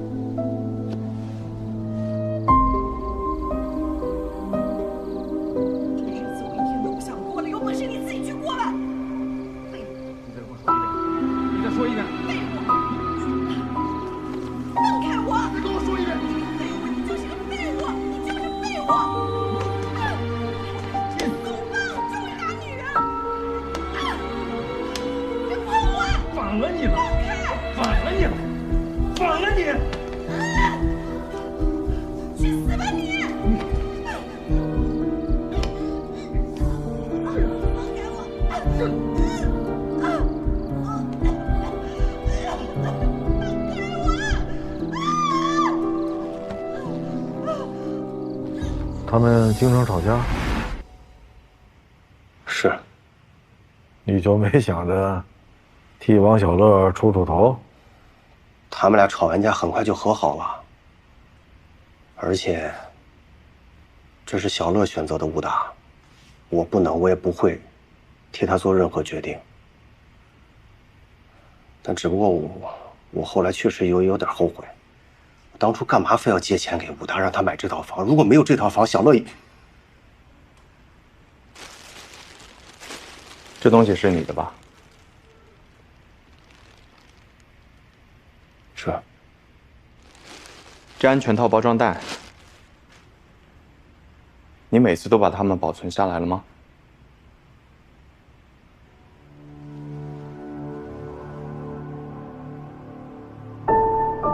这是我与小乐爱的证明。没有一次丢失或者遗漏吗？这牌子在国内不常见，怎么购买的？海淘，我有付款记录，你们可以去查。换过别的牌子吗？没有，我认定的事情，我一辈子都不会换。你收藏这个的习惯，其他人知道吗？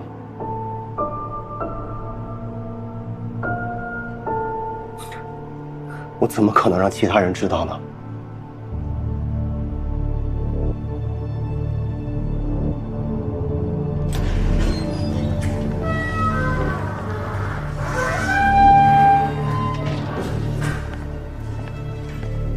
师傅，如果真的像牛伯生说的那样，他从来没有使用过别的品牌的计生用品，那松林里的那几个包装是怎么回事啊？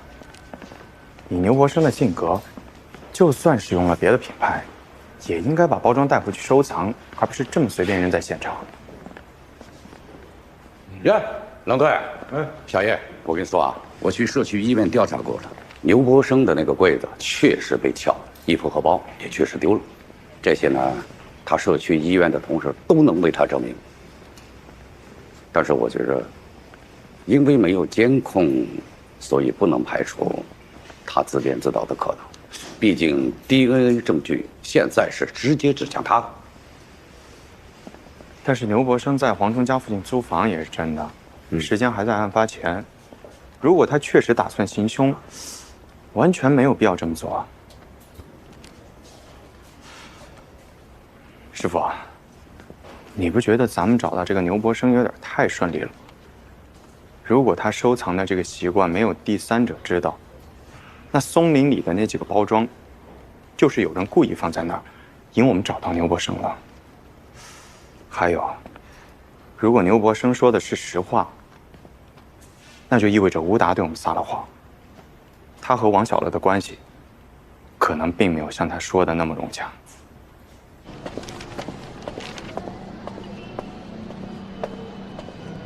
哎，警察同志又来啦！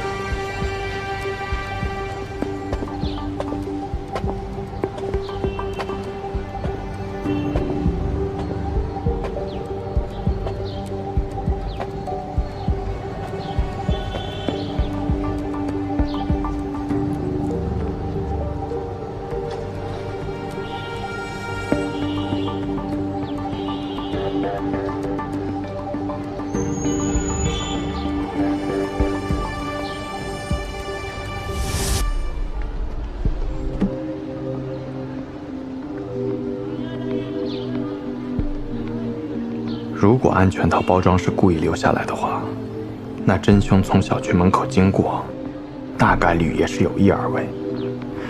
他这么做，就是引我们找到水塘，发现衣服的关键线索，从而指证刘伯生。他做这件事之前，肯定想好了退路，一条监控拍不到的退路。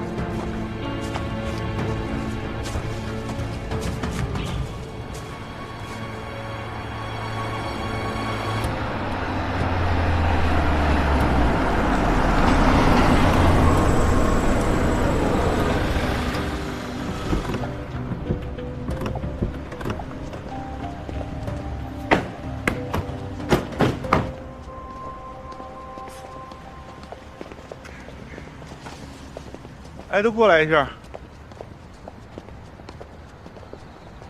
咱们要找的就是这个社区医院周边的监控，但凡能拍到那个偷包的，都不能放过，啊？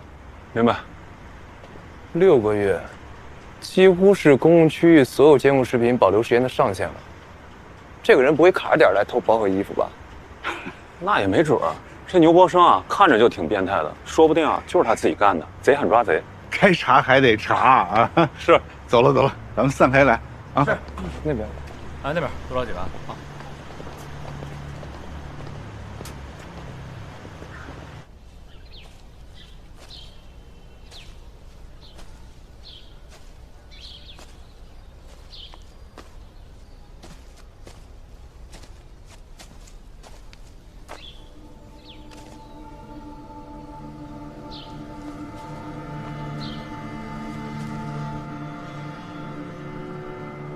那吴达买房子那20万是你借给他的吧？那个钱啊是牛波生的。其实我跟牛波生啊也不是特别熟，就是有一次啊，他突然找到我，托我以我的名义啊把这个钱啊借给吴达。那这件事儿，吴达知道吗？他应该知道吧。后来他把这笔钱还上之后吧，有一次我们同学聚会，那次我喝高了，好像说漏嘴了。吴达当时就坐在我的旁边，按理说啊，他应该是听到了，但我真不确定。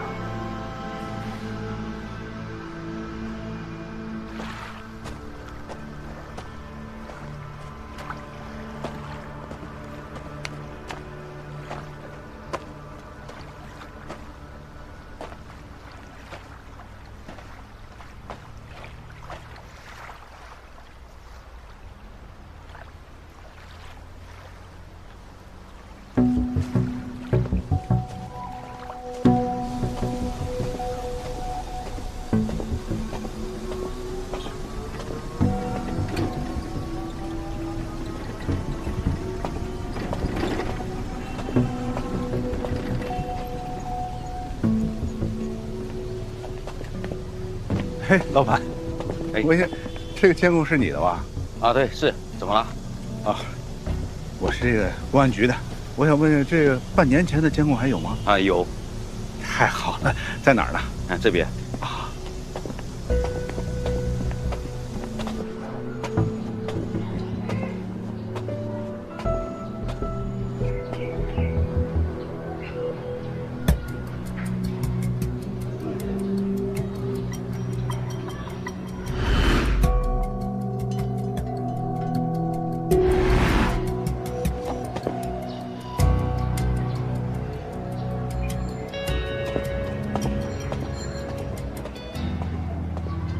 牛博生，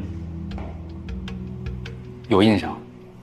上学那会儿跟他打过架，真是他干的。到目前为止呢，证据直接是指向他的。他就是个变态，没想到这么多年了，他都怪我没保护好乐乐。好了好了好了，别激动，说说你知道的牛博生的情况。我知道的也不多，好像是在哪个大医院当大夫啊。那你知道不知道？你结婚的婚房，有一部分钱是牛博生以其他同学名义借的。我不知道，我要知道是他的钱，我肯定不会要的。山城小区附近，你应该很熟悉吧？就是它北边靠的那片树林，你去过吗？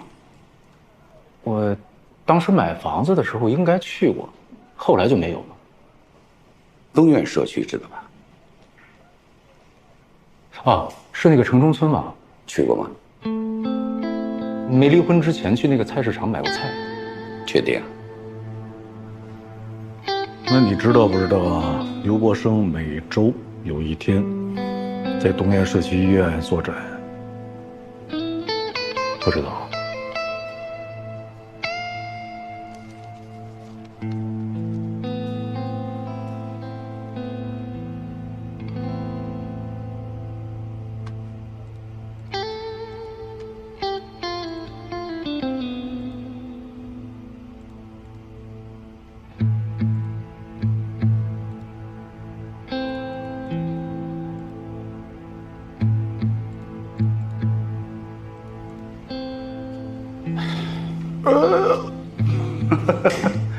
累了啊，累了，歇会儿，歇会儿。这逮手店老板呀，真够下本的，早八晚十，1年365天，那是一点监控他都不删呀。硬盘满了就换新的，还都是高清的。你说别的地方要有这种监控，咱得省多少事儿？他们这些快递代收啊，平时什么丢件儿啊、破损啊、拿错了的，还有些人偷快递，我估计他们也是嫌麻烦，也是吓怕了。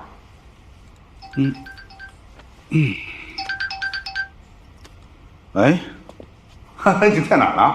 哦，我马上出来，我马上出来。嫂子，哎，给磊哥送饭呀？啊，是忙着啊，我去忙了。哎，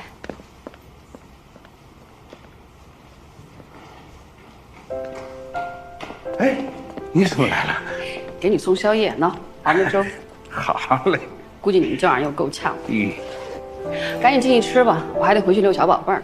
好。哎，路上慢点，注意安全。哎，小龙他们应该都没吃，我都给带了一份啊。你快回去吧。走了。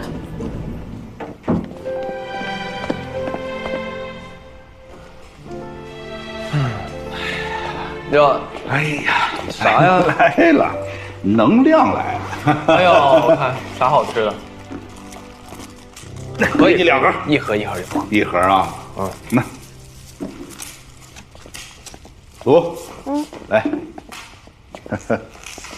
还是静姐知道关心我们呀，不让我们饿肚子。你这是闻着味儿来的，我刚给你拿去呢。嫂子送来的。是。来，吃完了继续工作啊。好吃。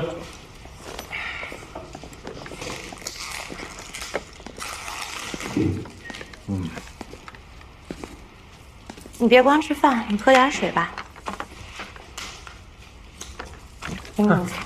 我走了。李叔，哎，怎么进来？有什么新发现吗？暂时没有。你也赶紧吃去吧，啊！有什么发现马上叫我。好，你慢点吃。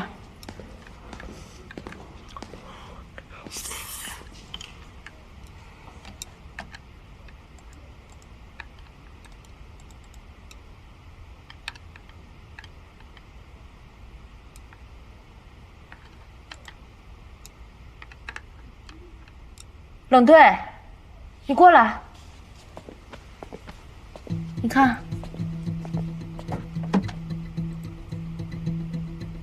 吴达是吴达陷害的牛国胜，但是在案发的时间内，遛狗大爷分明看到了吴达在花坛里酗酒啊。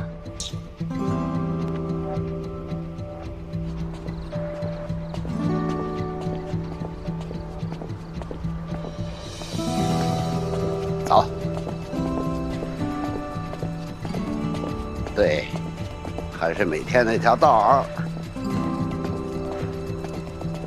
哎，换人了。哎，年轻人呐，喝大酒。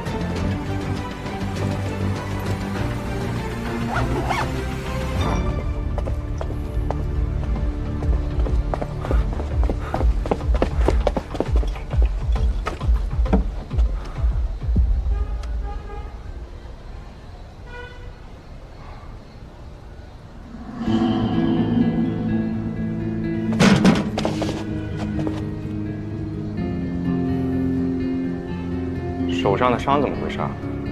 我也忘了，可能是撞在哪儿了。小宝回家喽！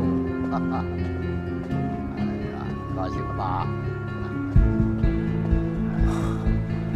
怎么往这边来了？来，过来。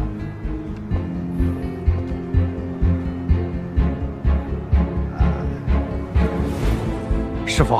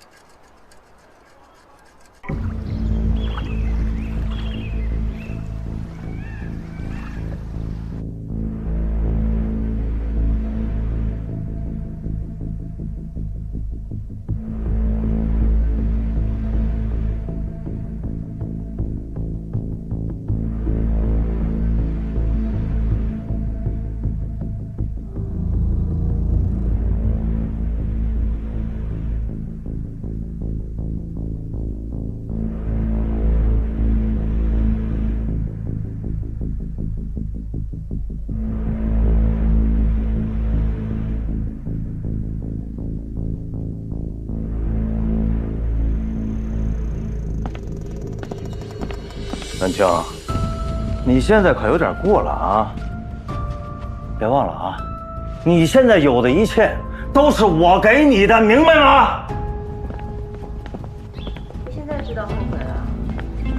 是，你就是被魏国罪造成的。别忘了，你那钱老丈人往死里打压你的时候，是谁助你动身捡钱？贵哥，已经按您的吩咐把那段视频给他们发过去了。给他们看了是吧？他们什么反应？行，那你继续帮我盯住他们，有什么消息随时跟我说。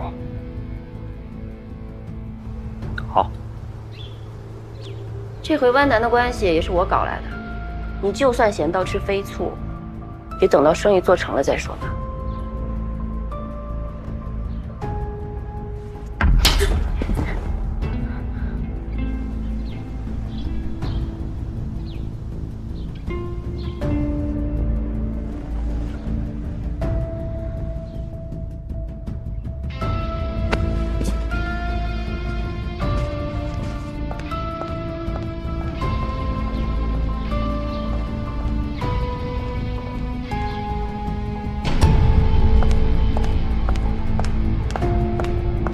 刀给我放下！放下！刀放下！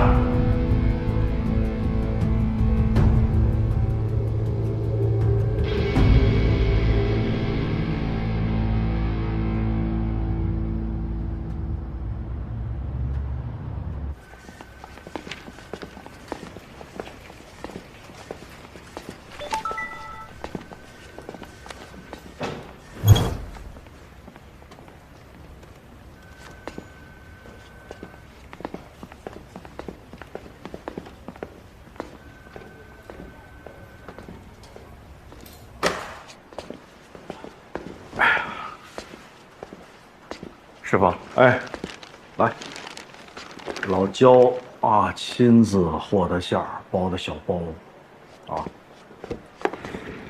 尝尝。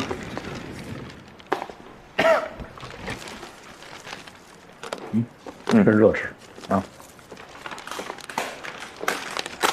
来，师傅最近有什么心事吧？没什么。有什么事儿就跟师傅说说啊。看你这心事重重的样子，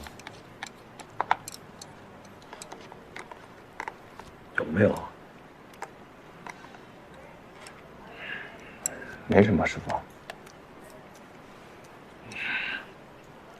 小时候啊，这玩具坏掉了，你会哭。长大以后呢，就不会了，因为你知道它是玩具。同样的，所有世间价值，你比如名声、称赞、批评、忽略、关注、快乐、得到和失去，它们全是玩具。它们跟玩具一样，当我们的智慧成熟以后，它们全是玩具。趁热吃。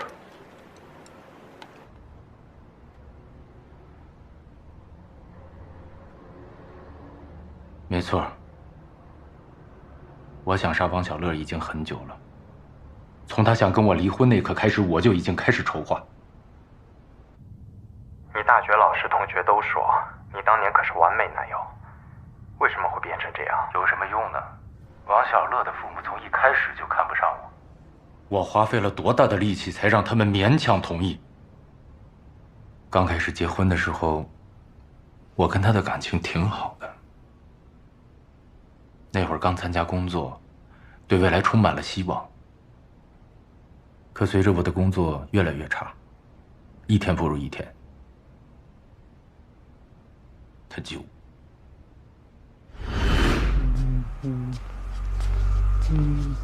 今天去医院，你猜我碰到谁了？谁啊？刘健，就来咱俩婚礼上那个。人家现在可是咱家医院的大夫呢。这次啊，多亏了他，不但没有预约，还帮我找了专家。行啊，那你以后就多找他呗。同样都是学医的，怎么差别就这么大呢？跟没事找事儿啊？你但凡有点本事，我至于没事找事儿？我怎么没本事了？我缺你吃，缺你穿了。我就差你那点吃的穿的了是吗？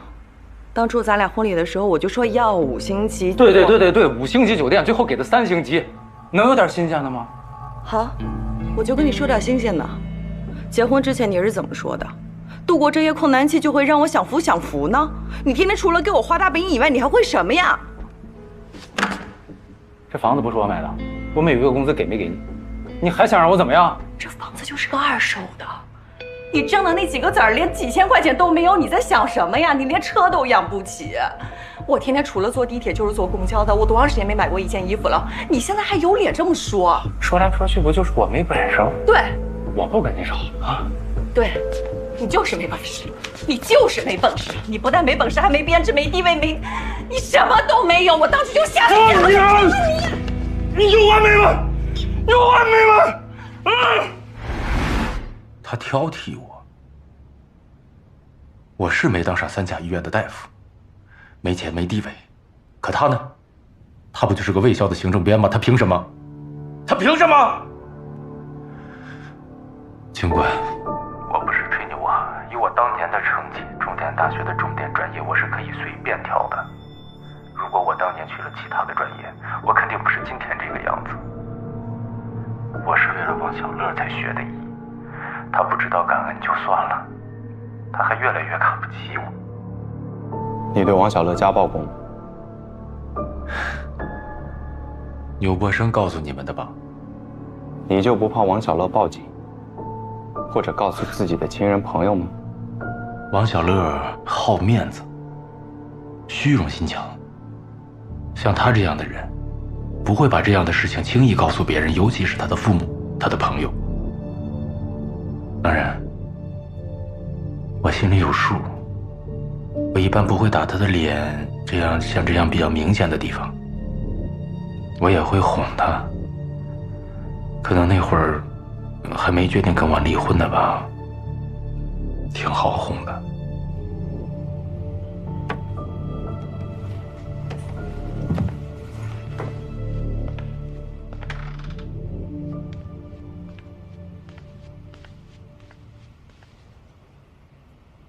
让小叶挑大梁，你放心吗？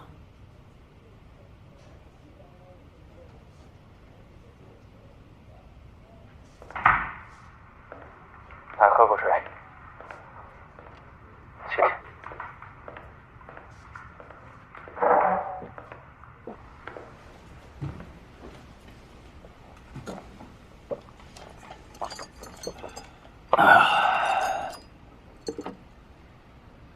说说作案过程吧。我还真是筹备了挺长时间的。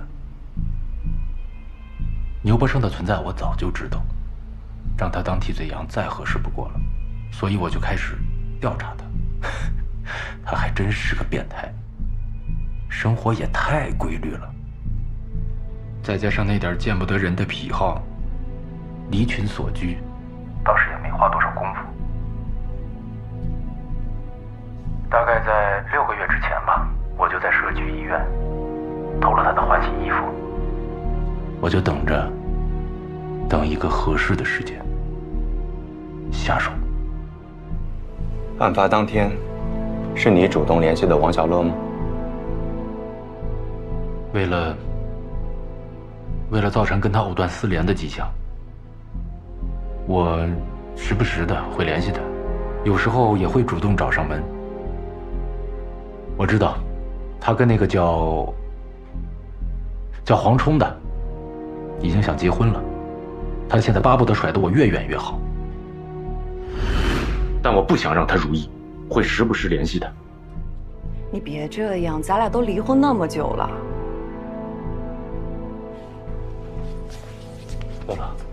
乐乐，一日夫妻百日恩，你就不能再给我一次机会吗？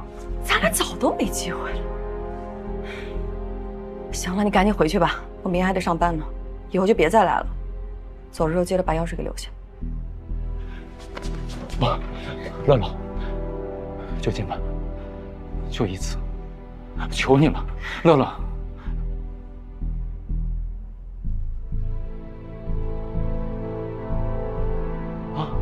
你先去洗澡。好。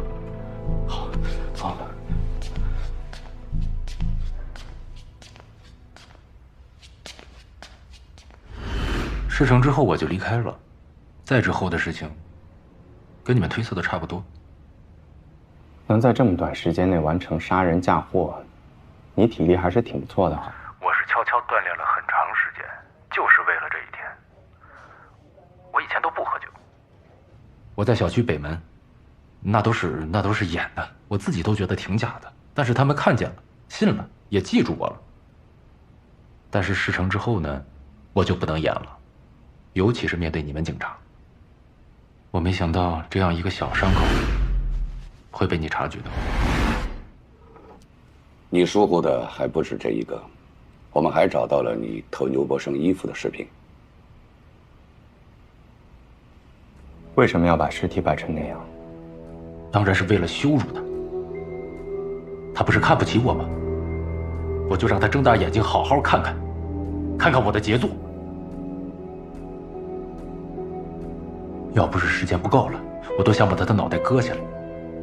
我撬开看看，他到底为什么这么不开眼？他就看不见我的好呢？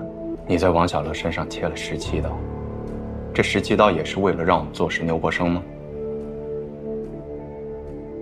王小乐和牛伯生认识了17年，这个数字对他们2个人都有意义。尽管这17刀我是真没少练。哦，还有墙上的字，也是我模仿牛伯生的字体，练习了很久。你就这么恨牛伯生吗？谈不上。嫉妒他。嫉妒？像牛伯生这样阴沟的老鼠社会的渣子，我嫉妒他？他有什么可让我嫉妒的？当你知道买房的20万是牛伯生借的，什么心情？我觉得我可笑，我眼瞎了，我怎么会看上像王小乐这样的荡妇？连牛伯生这样的渣子败类，他都要勾搭。你不要污蔑受害人。污蔑！如果牛伯生跟他没有一腿，他会借钱给他吗？啊，警官，你会借钱给他吗？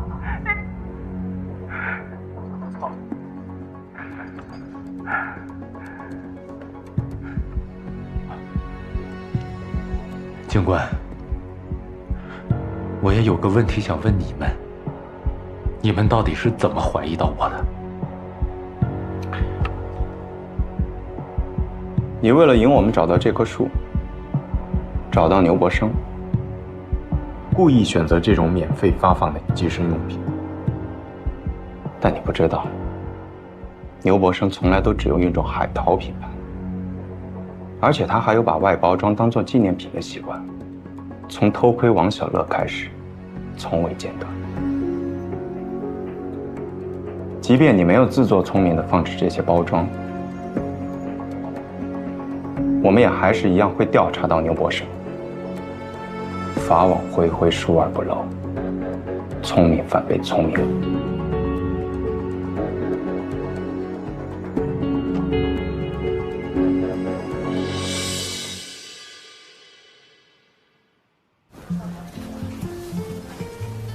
哎，好。别看了，没到时间呢。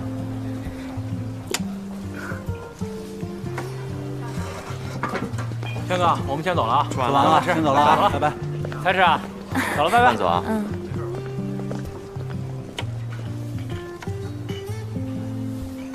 等会儿啊。哎，怎么今天就磊叔一个人忙活？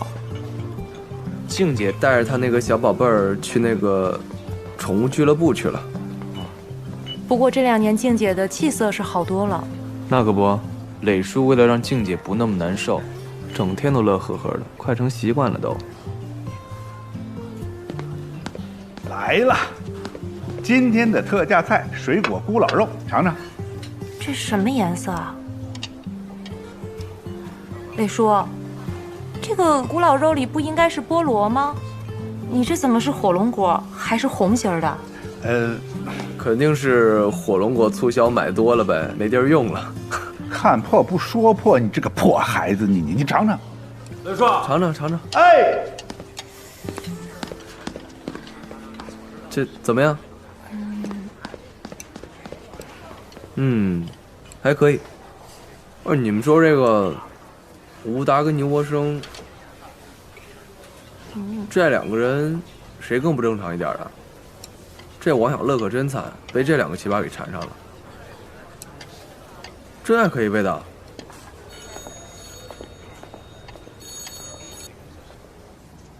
喂，徐局。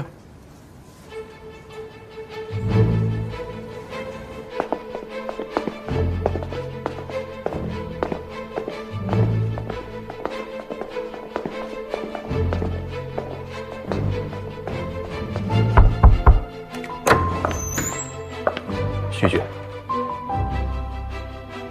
这2位是省厅禁毒总队的林副总队长和赵副处长，进来吧。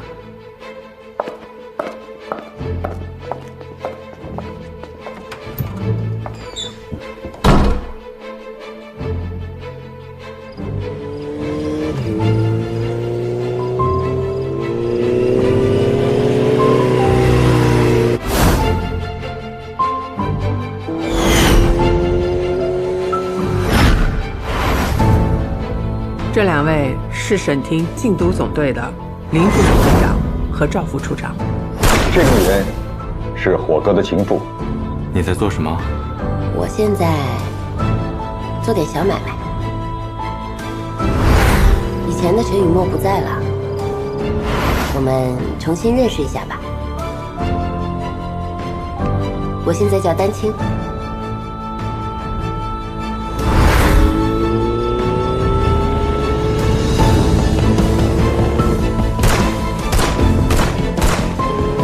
我们这次的行动，就是要将火哥、爆黑2个贩毒团伙一网打尽。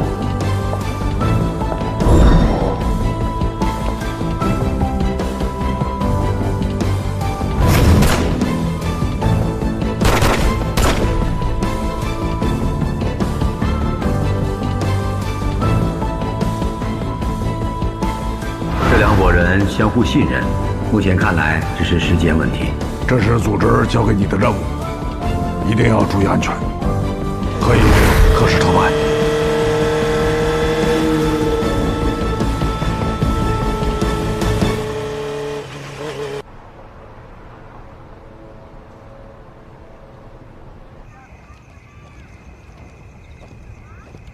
师傅。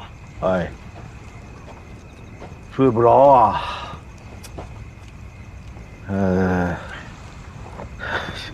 想让你出来陪我吹吹风。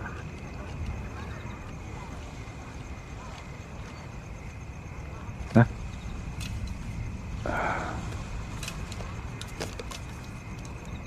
你是不是也睡不着啊？对啊，我也没睡着。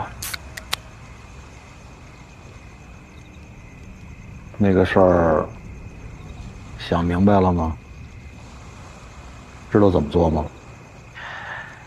一切行动听指挥吧。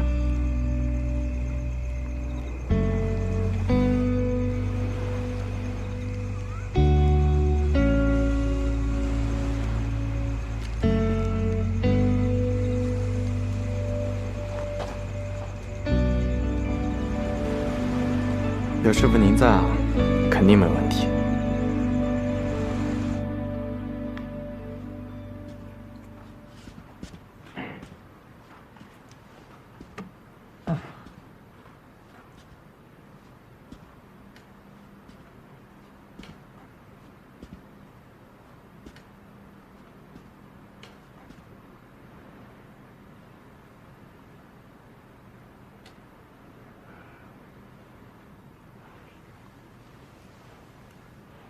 别生气了，啊！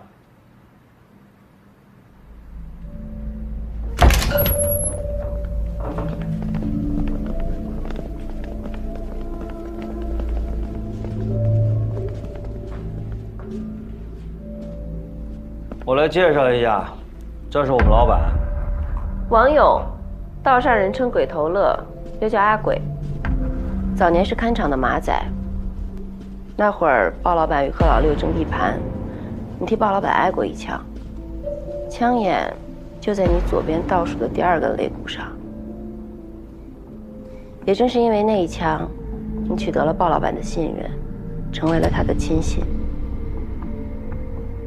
连我这么点陈芝麻烂谷子的事都给挖出来了，看来火哥对我不是很放心啊！啊？彼此，人倒是夫妻俩床头吵架床尾和。火哥和青姐，听说前几日还闹得不可开交呢，连菜刀都用上了，怎么那么快就和好如初了啊？没想到你对我们夫妻生活还挺感兴趣的。不看，青姐。一看您这就是宇宙豪杰，向你学习。鲍老板派你来见我们，什么意思？那还不是火哥声名在外吗？那咱们就明人不说暗话。你们的货质量不错，但是我们老板需要的是一个长期稳定的供应商。要想跟我们合作啊，你们得证明自己有保质保量的货源，同时呢，还得安全可靠的运进湾南，送到云溪。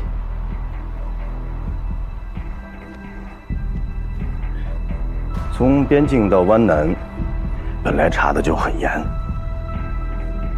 再到云溪呢，难度不小啊。那就是你们自己的事儿了。老板说了，如果成，日后合作的好，让你们做我们最大的供应商，也不是没有可能的事儿。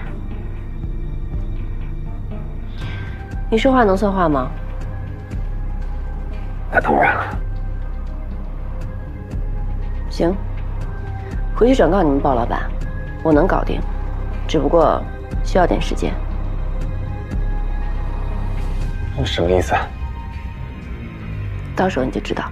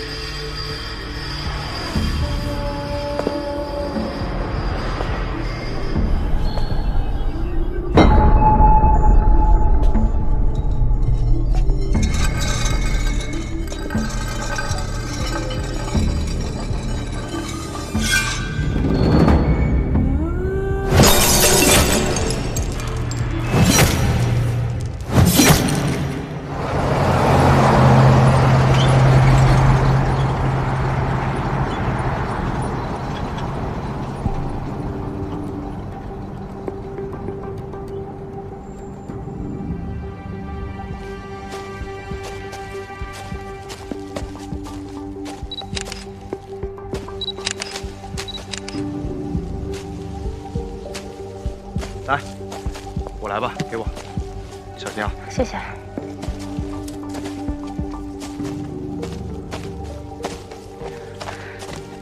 死者为男性，根据小臂的长度以及脂肪的厚度，我推测身高应该在170到175厘米左右，体重应该是80公斤。在现场发现了3灵虫，死亡时间大约在4天前。因为身体组织的不规则性，我们现场的麻包现在都已经装满了，大约在8公斤左右。目前我们只找到了2个麻包，剩下的应该被抛到了别处。我是痕检员司元龙，我现在在抛尸案的第一现场，目测到栏杆上有少量血迹，怀疑是嫌疑人抛尸的时候留下的。具体的抛尸动作还需要通过痕检做进一步分析。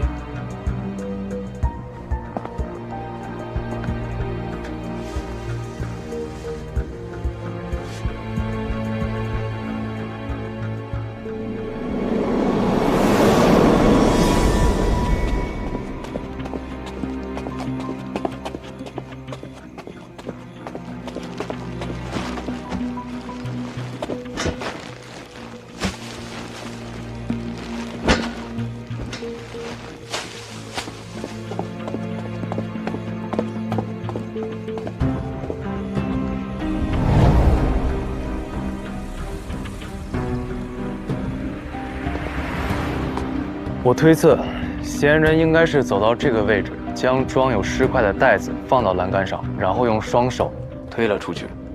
根据抛尸的距离来看，应该是一个人。如果不出意外的话，每一个抛尸地点栏杆上都会有相同的痕迹。走，前面又发现新的尸块了，快点！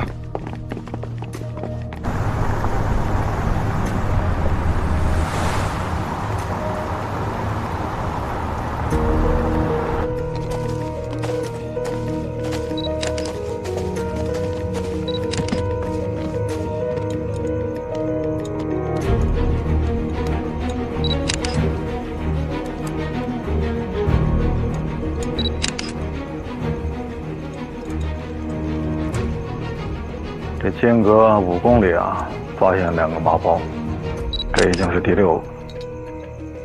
小臂、大臂、躯干，已经部分内脏都找到了。按照这个速度，天亮前就能搞定。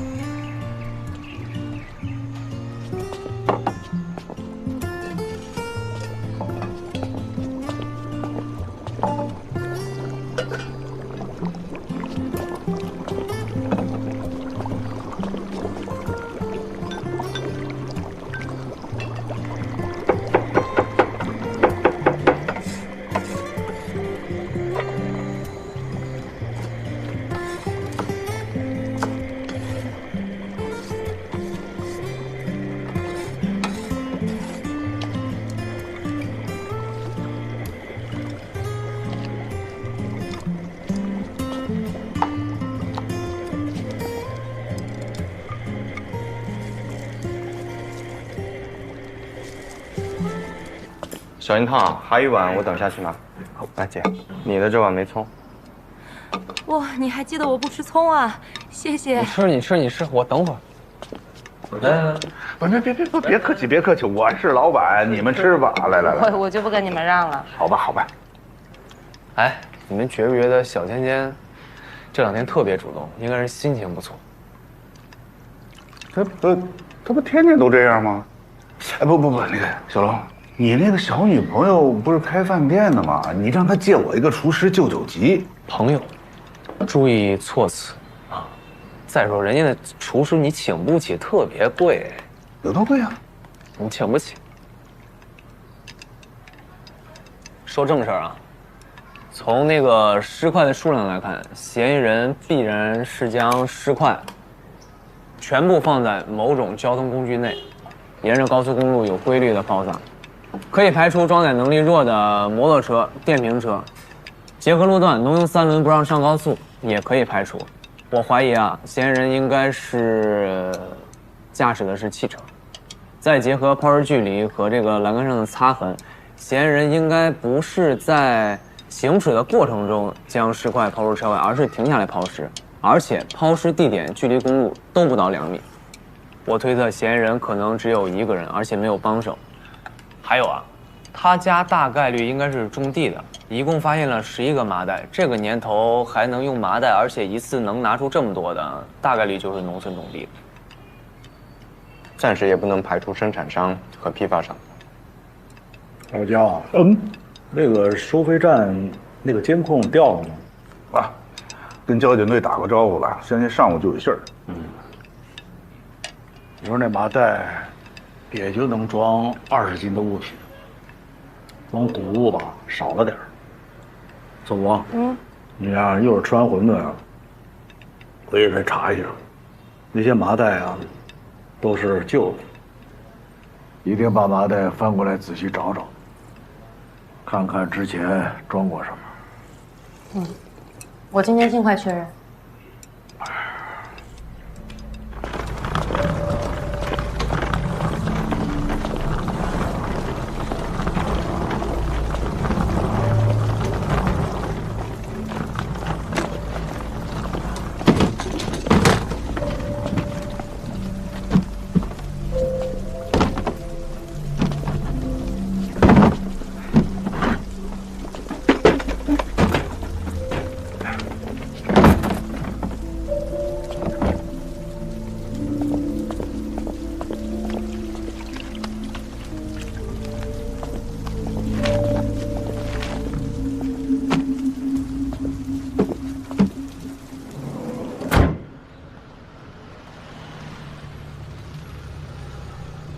我在麻袋底部分别发现了4样东西：碎裂的花生壳、棉花的叶子、碎土以及芝麻粒。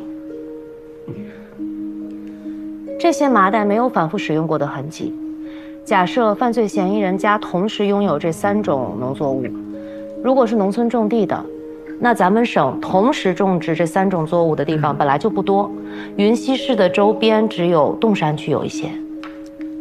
抛尸路段前后50多公里，大部分属于洞山区。路段两侧早年开矿导致塌陷，很多地方现在无人居住。犯罪嫌疑人应该对周边地带十分熟悉，很有可能就是洞山本地人。洞山，我记得那片那个耕地就在城区的南北两侧，那个北边还有一条大河。如果说抛尸的话，北边不是更方便吗？何必要绕到南边的老矿区？而且洞山我记得有2个高速入口，一个在城区的西北角，离咱们大概有个100多公里，还有一个是在云溪市的西边，离咱们30来公里的地方叫什么来着？这脑子。石浦过去就以古法榨油闻名，那个地方就是种什么花生啊、芝麻呀，这倒跟子无说的对上了。这死者呀，大概50岁上下，男性，体态呢有点胖，大概死亡时间是4天前。死者呢，除分尸切口外呢，并无他伤。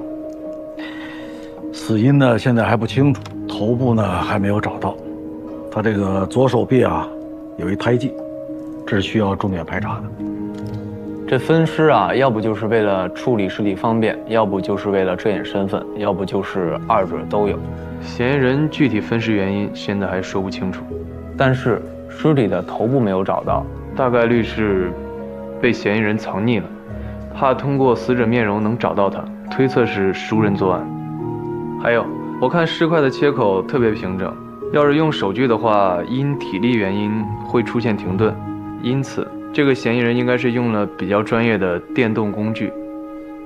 电锯？电锯只是统称，有非常多的种类。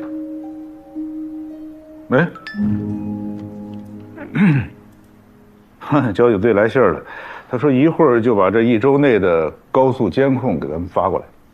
好。石浦村开油坊，有车，和死者认识。近日周边各分局都没有收到失踪人口报告，说明死者很有可能就是单独居住的中老年男性。师傅，我先把目前掌握的情况传下去，发协查通报，看看 DNA 能不能有所发现。首要解决尸源问题。干啥去？这就走了？这现在都开始自个儿给自个儿分配任务了，飘了，膨胀了，年轻人就逮了个乌鸦飘了。小爷有积极性，这是好事儿。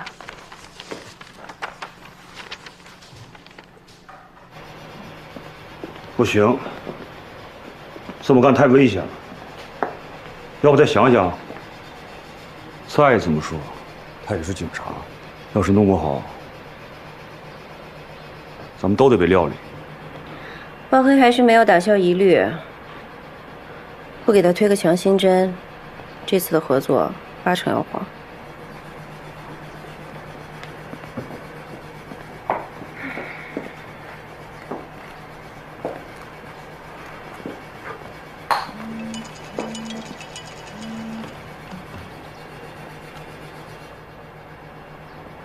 先生，您的外卖到了。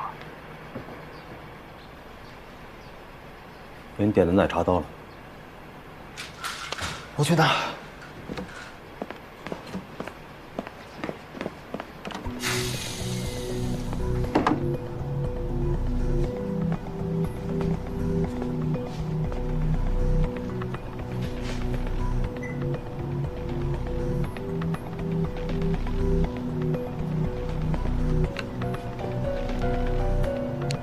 马刀具不符合。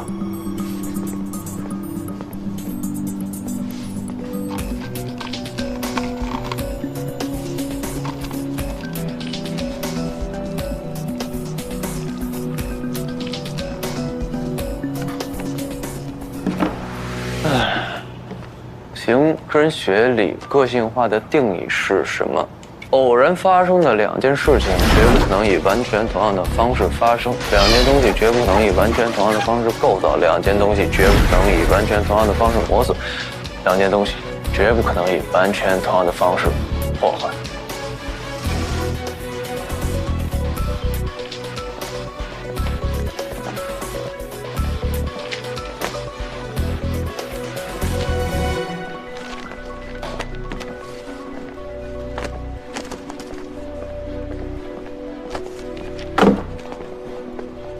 小海，把这个给大家发下。哎，好嘞。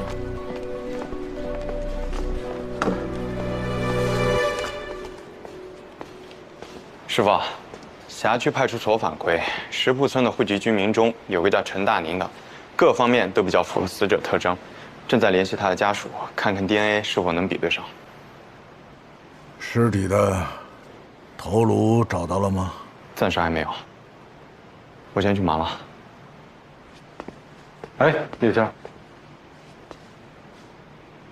你把门关上，我给你说点事儿。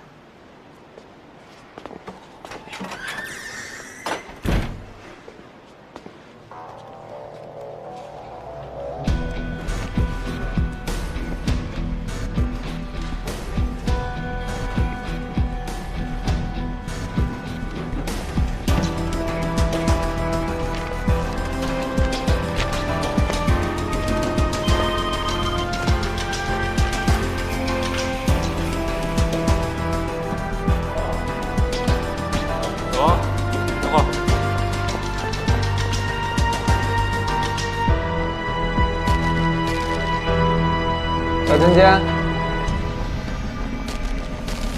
仙哥，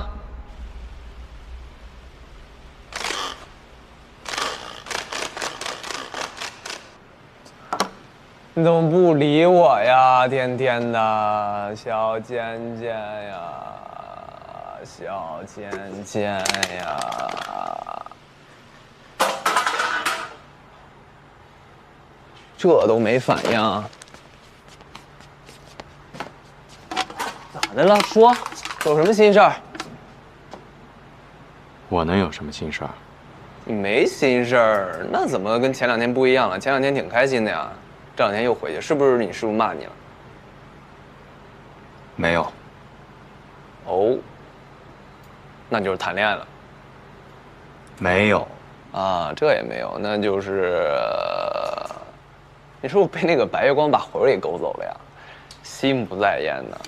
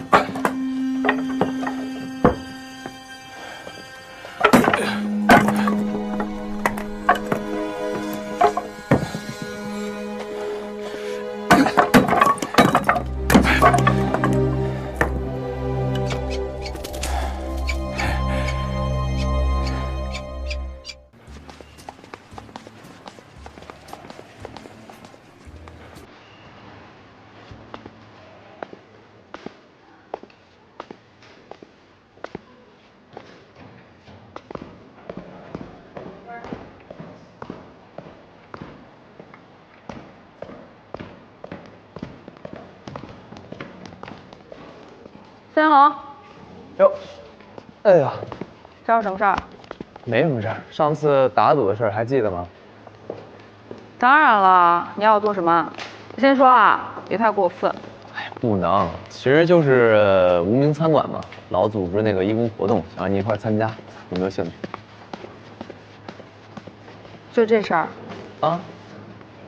那是你找我的，还是他找我的？这个，哎，义工你还管谁喊你去的呀？你怎么了？我喊你你不去，小天喊你就去啊？小天喊你去的？行，我去，做义工嘛，好事儿。真服了，我是。行吧，那你忙吧，我走了啊，记得去。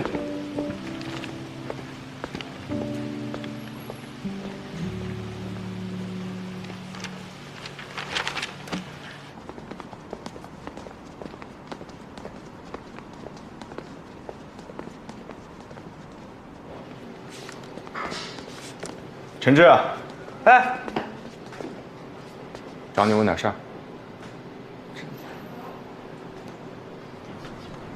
经过 DNA 对比，死者是你父亲陈大宁。真死了？那你们该怎么办怎么办呗？你这小伙子什么态度啊？去世的是你亲生父亲。是，血缘上是仅此而已啊。你们不是怀疑我吧？这个月我们店店庆，我从早忙到晚，白天在店里，晚上回宿舍，经理和同事都能给我证明。没啥好说的，我走了。等一下，跟我们说说陈大宁的情况。说什么呀？有什么可说的呀？那我们去局里说。你母亲呢？说说。我毕业那年就死了。为什么？不是你们调查这么久，不知道程大宁是个什么玩意儿是吗？关于他，我半个字我都不想说。你们要真想知道，你们上村里头问去呗。我妈死了，我就出来了，我就没这个爹。你父亲陈大宁在村里跟谁走得比较近啊？谁稀罕跟他走得近呀？都躲着他都来不及呢。哦，也就谢老汉家那傻婆娘，一天被他忽悠得团团转。这个谢老汉也是石窟村村民吗？大名谢汉国，原来开油坊的。他那油厂现在还开吗？翘了辫子之后，这油坊就倒闭了呀。死了？早死了，早年横穿高速公路被撞了，好多年前的事了。听你这意思，谢汉国的妻子和陈大宁之间存在不正常的男女关系？这傻婆娘是谢汉国捡的。这儿有点毛病，据说自己叫什么姓什么都不知道。谢汉国脑袋也不太灵光，不知道从哪捡这么一傻婆娘。谢汉国一死，这程大宁就跟这傻婆娘勾搭上了，也不能说是勾搭啊，肯定是这程大宁骗他的，为的就是谢汉国原来开油坊攒的那点钱。关于这个谢汉国的妻子，你还知道什么吗？反正人都死了，他和这谢老汉有一儿子，20多岁吧，大名叫啥我忘了，反正村里头的人都喊他谢傻子。没别的问的，我回去了啊，我出来这还扣钱呢。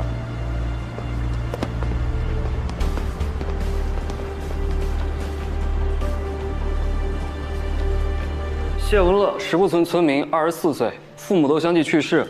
关于谢文乐的近期活动情况，我们也调取了他的通话记录，但目前还没有价值的线索。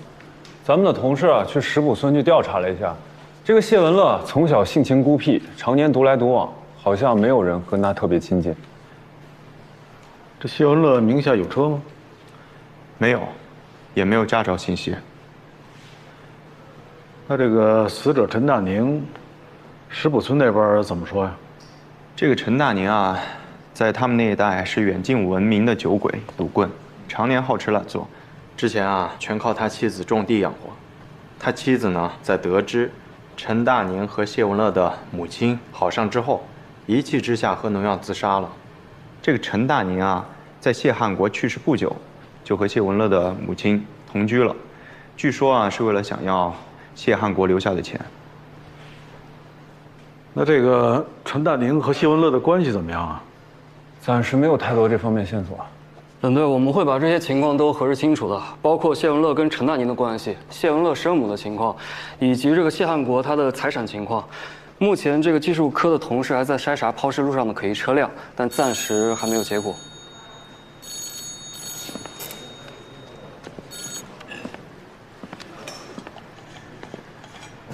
学姐，最近要不要把夜间在重案队的工作先停下来？我怕他两头兼顾，吃不消。我相信他。哎，好。急也没有用，咱们得慢慢找，是不是啊？对呀，休息几天，你就是当给自己放个假，那样多好啊！这样自己身体也好，自己把自己调理好，咱们再迎接下一个出事，咱们好好干，不行吗？对吧？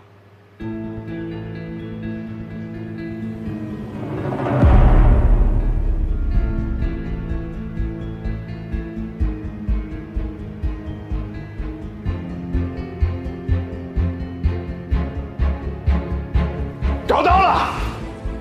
啊，不是出的是案子，那个我这儿有发现，我就先给你挂了啊。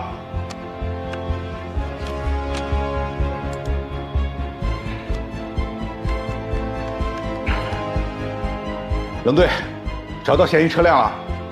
哎，对，有一段视频拍到了嫌疑人这个抛尸的过程，但是由于距离太远，戴着帽子我看不清楚脸。但是车牌号看得很清楚，CBH6320。这样，我查一下车辆信息啊。车主叫李东。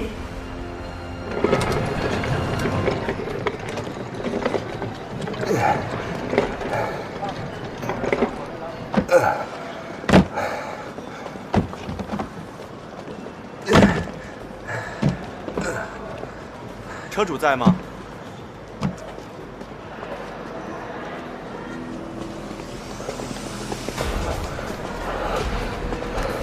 别跑！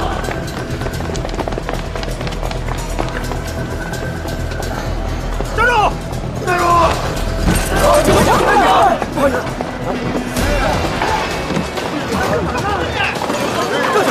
这帮人干嘛去？别跑！快站住！站住！站住！杀人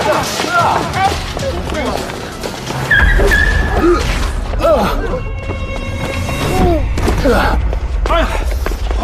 哎，别动！为什么跑？不是，哎，警察同志，胳膊快断了，你轻点。不是走，把他抓走了，还是要撞人。你怎么会在这儿？我为什么不能在这儿？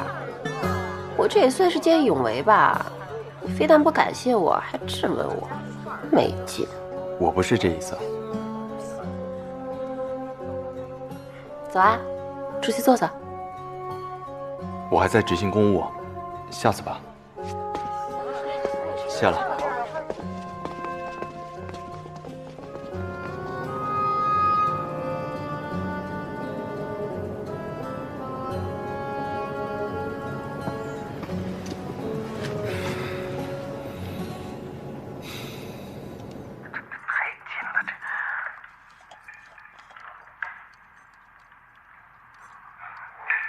认识陈大宁吧？谁？石铺村的陈大宁。不认识。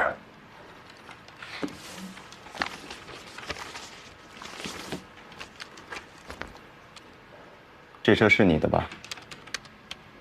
那是我车。解释一下，你的车为什么会出现在陈大宁被抛尸的现场？抛尸？抛什么尸啊？老实点，说为什么杀陈大宁？不是，陈大宁是谁我都不知道，我压根就不认识他，我连他这个名字我都没听过。谢文乐呢？谢文乐，你说谢傻子是吧？他怎么了？他杀人了？不是。这事儿跟我一点关系都没有啊！我跟他一点都不熟。那你说说你知道的情况。哎，那个谢傻子，不，谢文乐，他住在石铺村，是个炼油的，他这个手艺还不错。我跟他就是最正常的这个商业合作关系，就是我把那收来的猪肉、猪下水、猪肥膘啥的交给他，让他帮我炼油。每次我就把车停他那儿，然后他练好呢，给我来一电话，我就去连油带车，我就一起开走。就我知道的就这些了。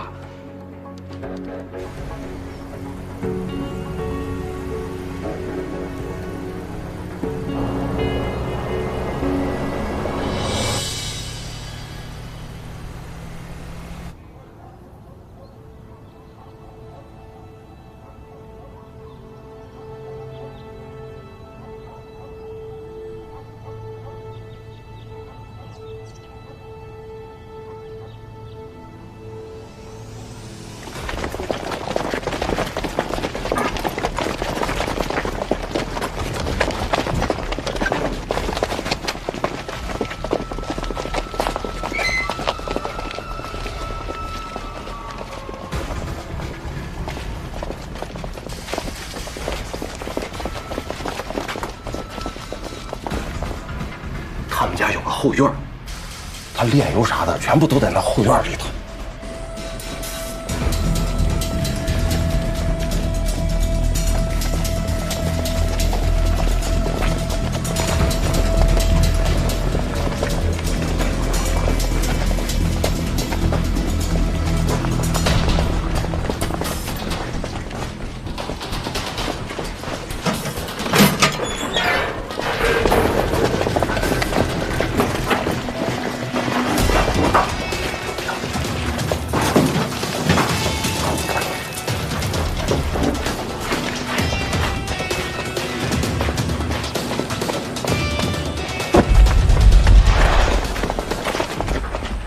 冷顿，这边。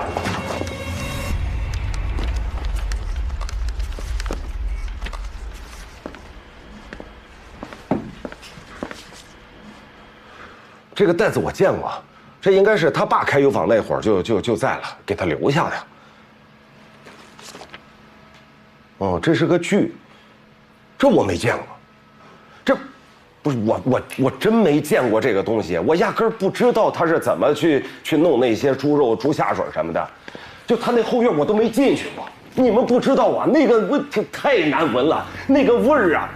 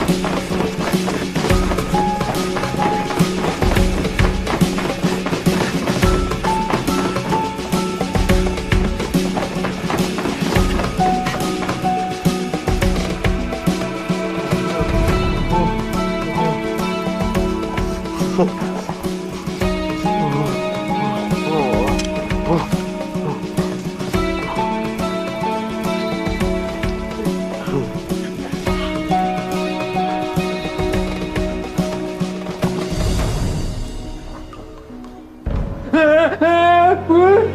我，永乐，不是我，出来！别杀我，别杀我，别杀我！你看，枪我收起来了，出来！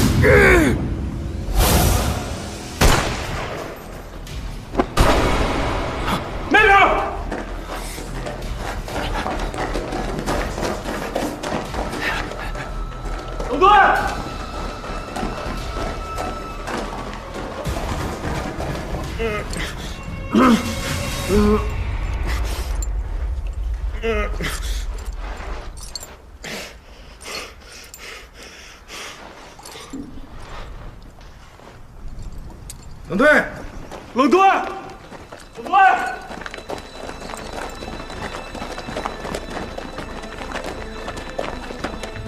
冷队，冷队！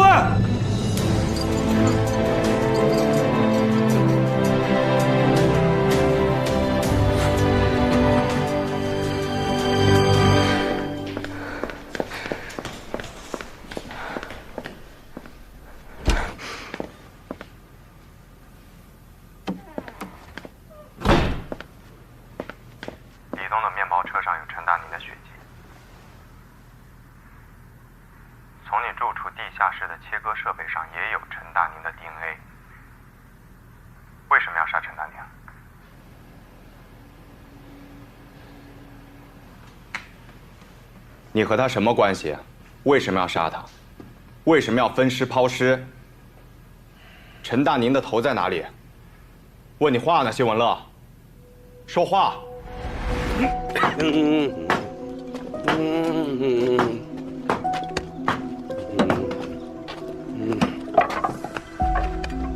哎，小傻子，小傻子，妈的！妈，老子叫你没听着啊！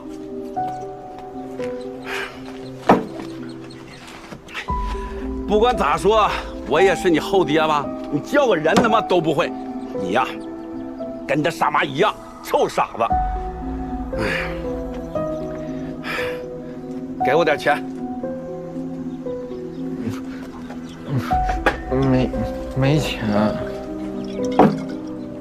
没钱。3万，不多。真没钱。你再说啊！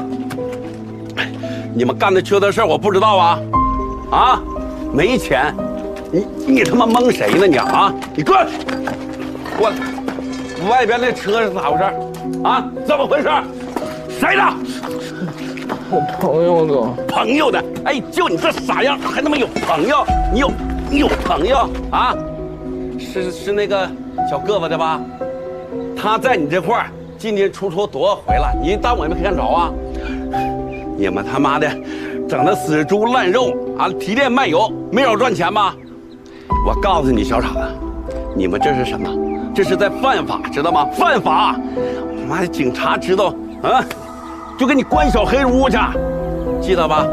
就比你爸把你以前关小黑屋一样的，比那还黑。就你这傻了吧唧的，我跟你一辈子让你他妈出不来，你出不来，你知不知道？我跟你说，3万，臭傻子！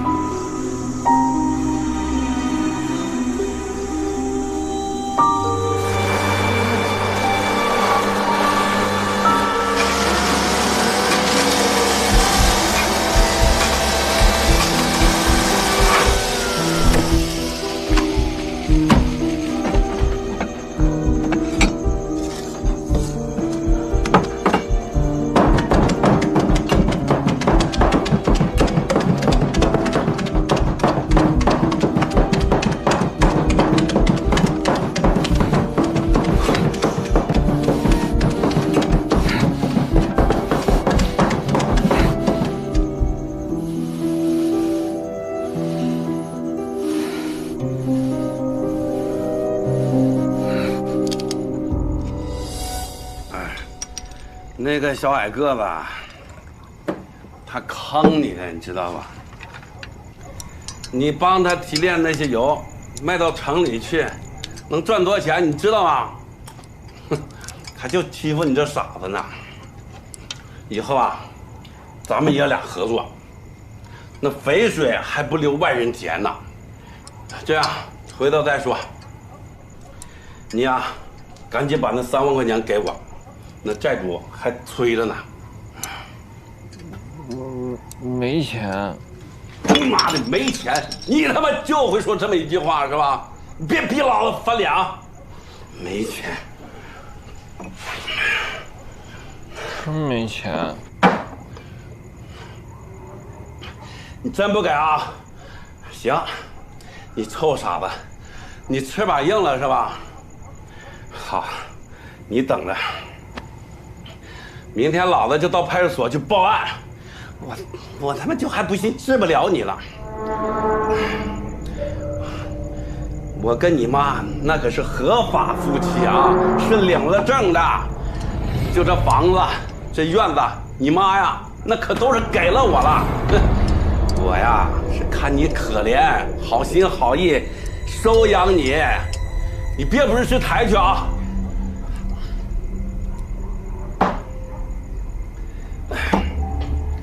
你等着，你等警察要就把你一逮进去，老子呀就把这房子、这院子我都他妈卖了，这堆破烂我都卖了，我让你永远别出来，你就死里边吧你！我他妈都卖了。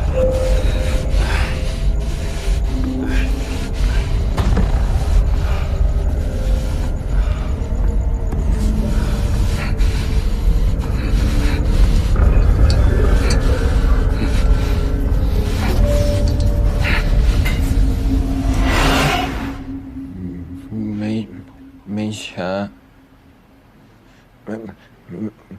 没钱，是，不进小黑屋。不进小黑屋。小黑屋？什么小黑屋？小黑屋。谢文乐，我不管你出于什么样的原因和顾虑，既然坐在这里，就请你。不进小黑屋，不进小黑屋，不进小黑屋。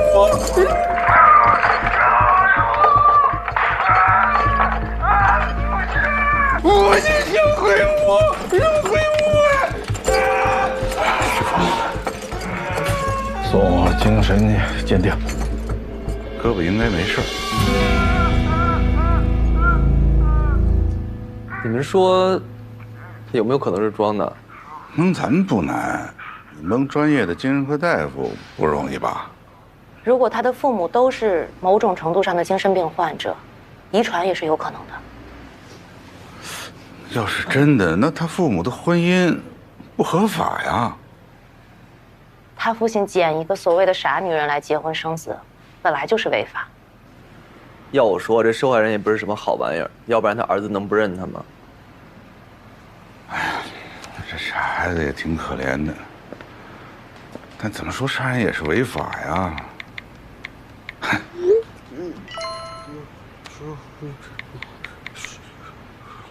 这事儿闹。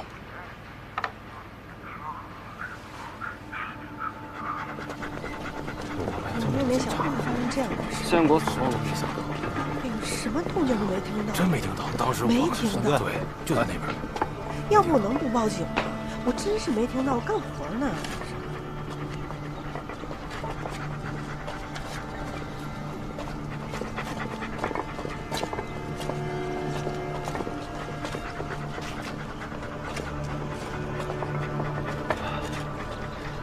师傅，我其实一直有疑问。像陈大宁这样的人，口碑差，和亲属的关系也差，想抛尸的话，杀了他，埋山里，埋自己家院子里，没准多少年都没人发现。可像他这样大卸八块，不躲避监控就往高速上扔，一下就成重案了，这不自己往枪口上撞吗？这里面没法解释的东西太多了。但要是他真有精神上的疾病的话，那倒是能解释得通了。谢谢啊。本队，根据村民跟村干部反馈，基本证实死者陈大宁啊酗酒烂赌，谢汉国死后开始骚扰谢文乐生母，谢汉国留下来的积蓄啊也全部被其骗走，挥霍一空。谢文乐生母去世之后呢，又开始时不时的去骚扰谢文乐，其目的呢也是为了钱。有人啊还听说他之前酒后吹牛，说什么找到了生财的路子，还有办法把谢汉国家里的那块地啊给弄到手。那谢文乐父母的情况了解吗？村里人只知道是谢汉国出去卖油的时候捡回来的，但他的精神确实有些问题，不爱说话，有时候疯疯癫癫的。谢汉国可能是怕他跑了，早年呢家里有一间房子专门是关他的，后面等谢文乐出生之后就把他给放出来了。另外，听说谢文乐小时候经常被谢汉国殴打虐待，他们家之前有一间屋子，早些年呢是关谢文乐生母的，后面是关谢文乐的，原因还是因为啊谢汉国嫌谢文乐傻。老队，老队，找到了。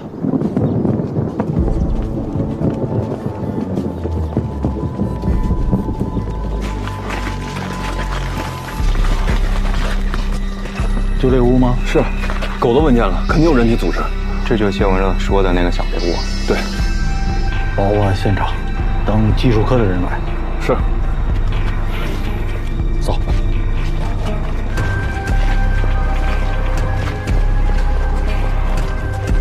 小邓，让他们拉警戒线。是。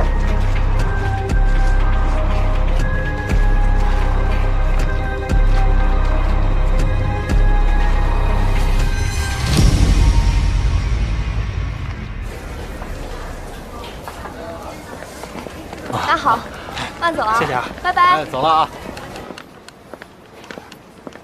给你们俩的饮料。哎，好。哎，你学习学完了吗？你就开始玩游戏啊？啊？你看人畅畅，学习好还那么认真，赶快写作业啊！好。小宝贝儿，别叫了，还缺什么说？哎呀，不好意思啊，这儿有日子没这么热闹了啊。我喂你，来，来，吃完我们去。没有啊？但我看这个菜呀，还不如上一个厨子做得好。你尝尝，有的吃就不错了，别挑三拣四的。你伤好的怎么样了？没事。以后你注意点儿，别不管对方拿的什么武器都不管不顾的往上冲。吃个西兰花。师傅，既然谢文乐已经被诊断为限定行为能力人，那在量刑上，咱们能做的就到这儿了，剩下就要看检察院了。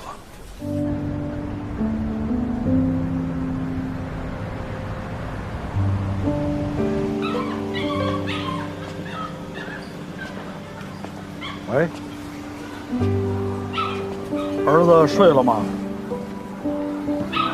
就是想跟儿子说两句话，睡了就别叫他了。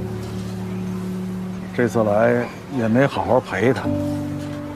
好，下次我一定好好陪他啊！你也多注意身体。好，再见。师傅，我先走了啊。你一会儿有事吗？怎么了？咱俩去。啊，好。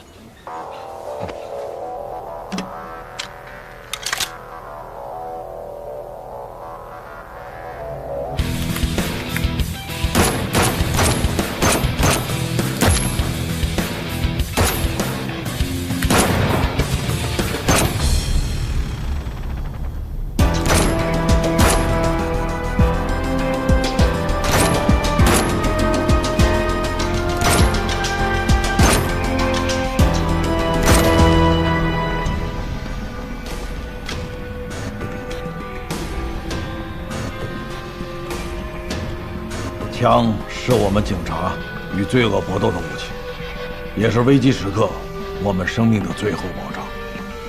这次任务非比寻常，一定要注意安全。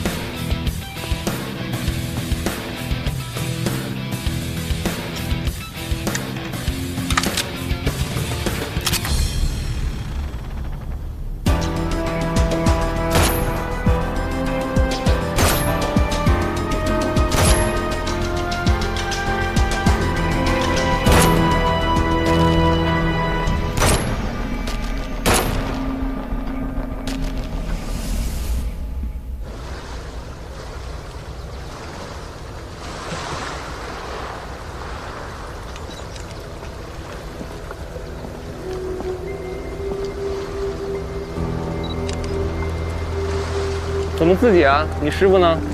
开会去了。这泗水河呀，每年因为游野泳死的人特别多，立多少牌子都不管用。但他穿着牛仔裤，一般不会是来游泳的。姐，什么情况？死者为青年女性，根据身体发育推测年龄应该在25岁左右。用棉签戳入其口鼻，发现有大量泥沙。起初我怀疑她落水时还有呼吸，为生前落水。可仔细观察尸体情况后，我发现她头部有致命伤，系暴力撞击后形成的伤口，因此存在有他杀的可能。倘若是死后抛尸，死者落水时已经失去呼吸，不可能吸入泥沙。但是有一种例外，就是水中被动呼吸，被采砂船的抽沙管给吸了过去，因尸体胸腔在水中受到挤压，导致死者被动吸入泥沙。小叶，你联系一下外勤同事调查一下，找一艘这几天出现在这附近的采砂船。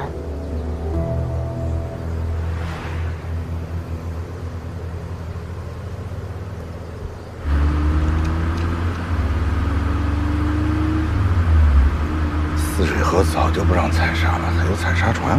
有啊，我爸不是特别爱夜钓吗？我天天听他抱怨，说一到晚上那采砂船轰隆隆的，把鱼都给吓跑了。那航运那边不管吗？管啊！为了这事儿，我爸和那帮钓友没少举报他们。但现在的船呢，都是改装的，跑得又快，隐蔽性又更强，跟打地主似的。我想起来了，他们这帮钓友啊，为了举报这些采砂船，比钓鱼都上心。有个群，天天互通有无。我回头问我爸，看看最近有没有谁拍到那附近的那条船。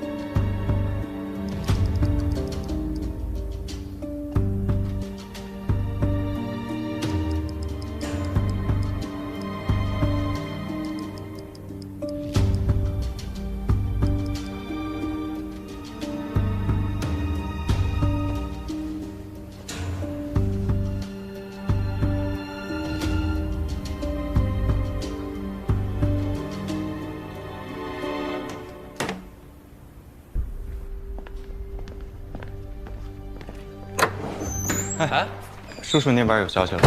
没有啊，不过他已经去钓友圈问了，应该快了。重视啊？随便。随便，行。你把这旗子收下吧。哎呀，我们啊，真不能收啊，这都是我们应该做的。不是，这是我的一点心意，您就把它收下吧。你看，为民解忧，热心服务，人民警察的职责嘛，真的不能要。谢谢，谢谢。不是您为什么不收啊？这个旗子怎么不能收？我写的这个字儿，它有毛病吗？没有吧？没有。实事求是吧。如果不是因为你们明察秋毫，这个案子能破吗？吴达栽赃嫁祸给我啊！因为你们这个案子破了，也为小乐伸张正义了。那我觉得我应该表示点什么，您把它收下好吗？哎呀，您太客气了，真的不用了啊！好家伙，这是来送锦旗来了呀！我知道，我这个偷窥确实是不对的。您放心，从今往后我绝对不会再干这样的事情。没良心！就这点心意，您把它收下吧。这活是你们外勤和我们技术科一起干的，现在感谢就来感谢你们外勤。唉，算了，谁让我们高风亮节，甘当幕后阴手呢？这话你当着我师傅的面说去。改了就是好同志啊，收回去了。好了，谢谢，都散了吧啊！哎，请慢用。谢谢啊。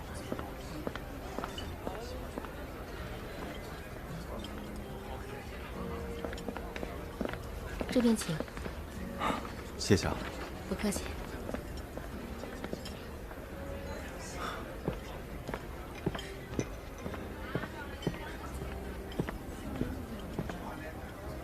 不好意思啊，来晚了。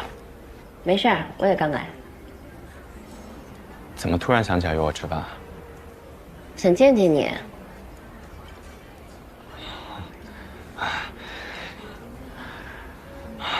上次你见永维，我还没找到机会感谢你呢。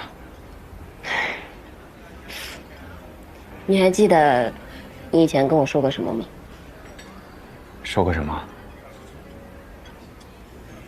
你说你会永远站在光明的那一面。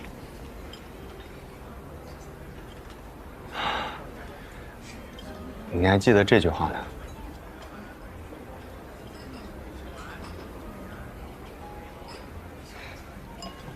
来吧，敬你。我不喝酒，谢谢。红酒一点点喝不醉的。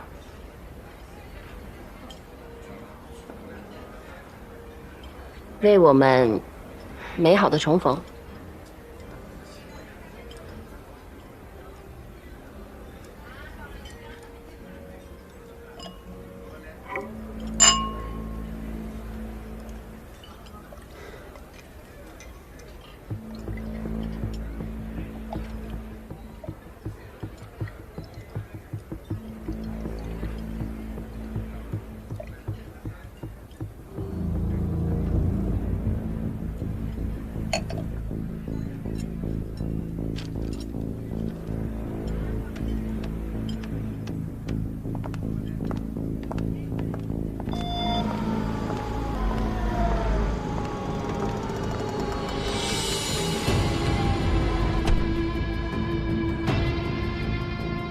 看你有点上头啊，真不用我送你？不了，我叫了车。行，那我先走了，咱们回头再约。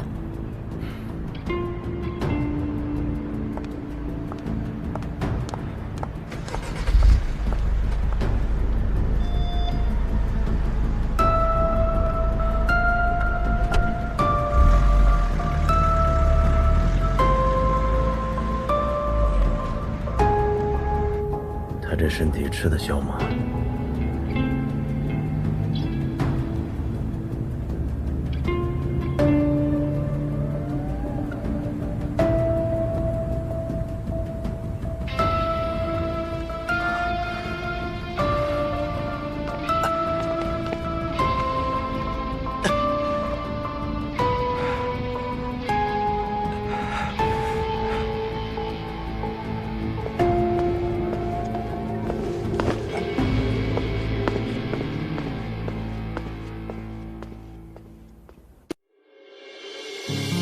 汗水替代泪水的重量，用伤口遮住枪口的声响，没有天生不屈的倔强，只因总有人赶在前方挡下风浪。一次不平凡变得习以为常，只为将肩上徽章擦亮。就像黑夜中暗涌的光，汇聚成你的模样。抬头望，夺目的荣光，像希望伸出了臂膀，披着光，只是也有望，穿越过命运的战场。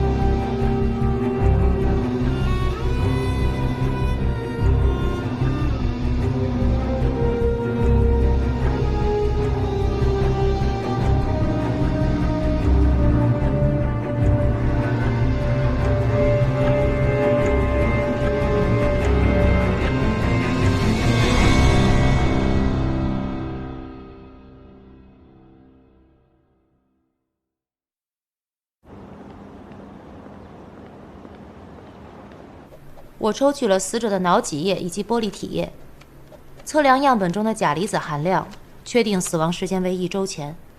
另外，我还发现死者内脏中硅藻含量极低，这是因为在他落水前，血液循环就已经停止了，所以水中的硅藻无法通过血液进入内脏。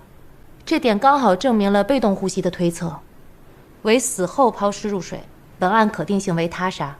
尸检可见颅骨骨裂，死者手部有疑似防御伤，指甲内有一些皮屑的残留，经 DNA 检测是男性，但是目前身份不明。死者的身份呢？死者没有在本市失踪人口数据内，已经上传到全省了，但是现在没有任何反馈。还有就是这个死者身上的衣物比较少，尸体呢比较廉价，没找到什么有价值的线索。但是我发现死者面部有很多矿物油的残留，矿物油是劣质化妆品的主要成分，我推测他之前用的应该都是一些廉价的化妆品。尸体经过了1周的浸泡，已经出现了巨人观，其皮肤表面还有大量矿物油残留，可见他生前有化浓妆的习惯。那船找到了，我爸给我来的信儿，我现在就转发给航运那边。啊，小芊芊没跟你说吗？我之前跟她讲这事儿了。发现尸体为什么不报警啊？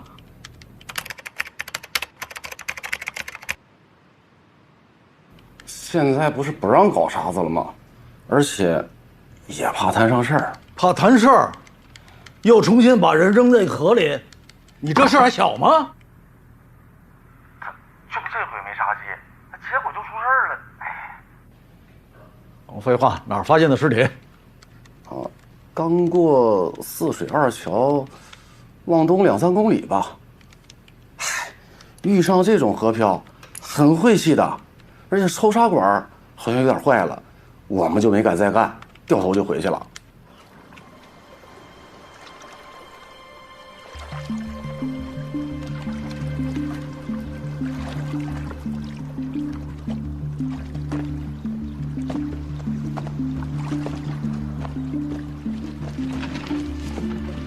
怎么样？你那儿有发现没？哎，龙哥，这好像有东西。我看看来。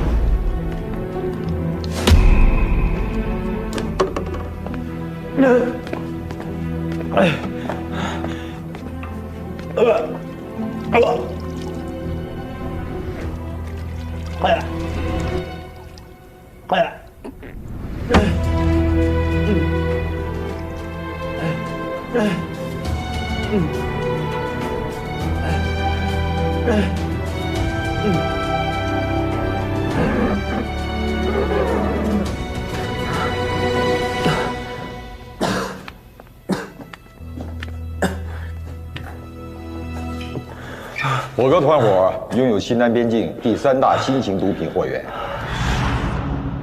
这个女人是火哥的情妇。这两伙人相互信任，目前看来只是时间问题。怎么突然想起来约我吃饭？想见见你。我们这次的行动，就是要将火哥爆黑，两个贩毒团伙一网打尽。这是组织交给你的任务，一定要注意安全。汗水提的水冲凉，用伤口遮住枪口的声响，没有天生不屈的倔强，只因总有人赶在前方挡下风浪。都说人得向前看，但是有些事情当每一次不平凡就是忘不掉。习以为常，只为将真相毁成苍凉，就像黑夜中暗涌的光，汇聚成你的模样。光明和黑暗本来就是交缠在一起的，就像这个世界一样，有阳光，也有阴影。像希望伸出了臂膀，披着光，只身也勇往，穿越过命运的战场。当先把自我遗忘变得习以为常，只为我全宣誓的理想，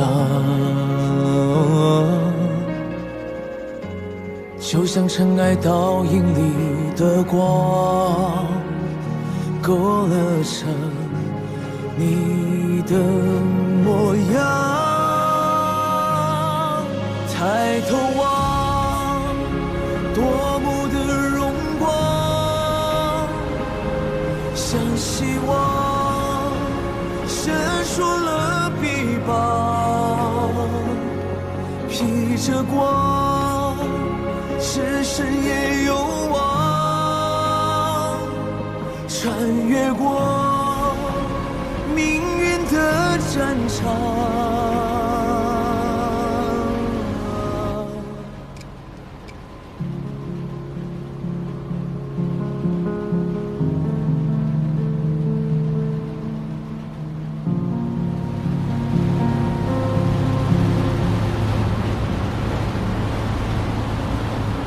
为我们美好的重逢。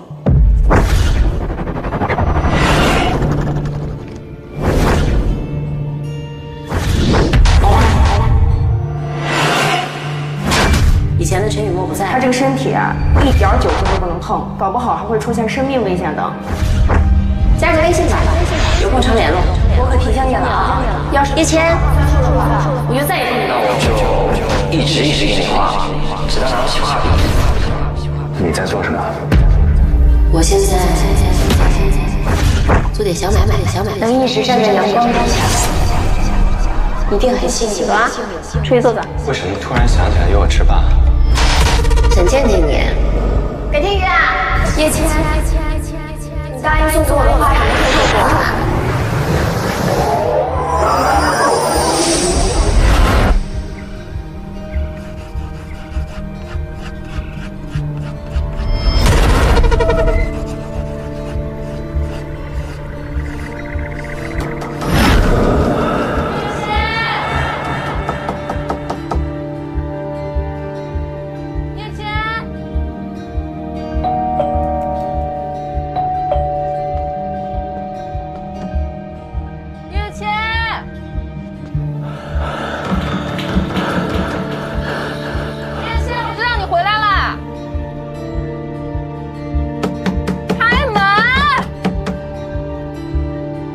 出什么事儿了？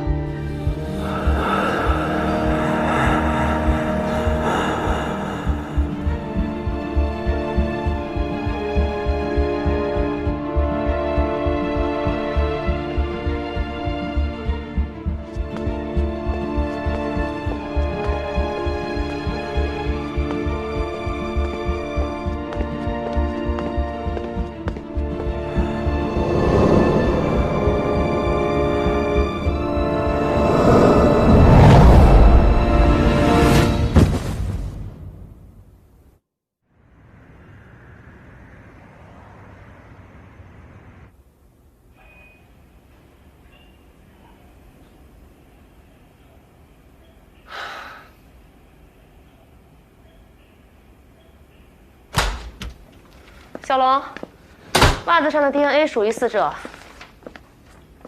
你快看看这袜子上是什么字儿！我要瞎了，我不行了。我看看。唉，这是花。花儿是吧？开花的花。我看也像花。后面我看不清。行了，是花就行了。这种袜子呀，纤维质量太差，磨成这样了，能看出来个花字就已经不错了。这种袜子这么薄，放到什么商店、超市啊，肯定没人要。我就问了一下我妈，我妈说这种袜子就不是给零售市场的，专门针对那种桑拿、按摩、足浴这类的店，他们会大量批发这样的袜子给到顾客。有的品牌呢还会和工厂合作，在袜子上印上自家的 logo， 所以我们就顺着这个花字找，说不定能找到出处。你妈妈现在还做批发呢？扯这没用的，长春路关门了，早不干了。我接个电话。哎，小赵赵，你哭了？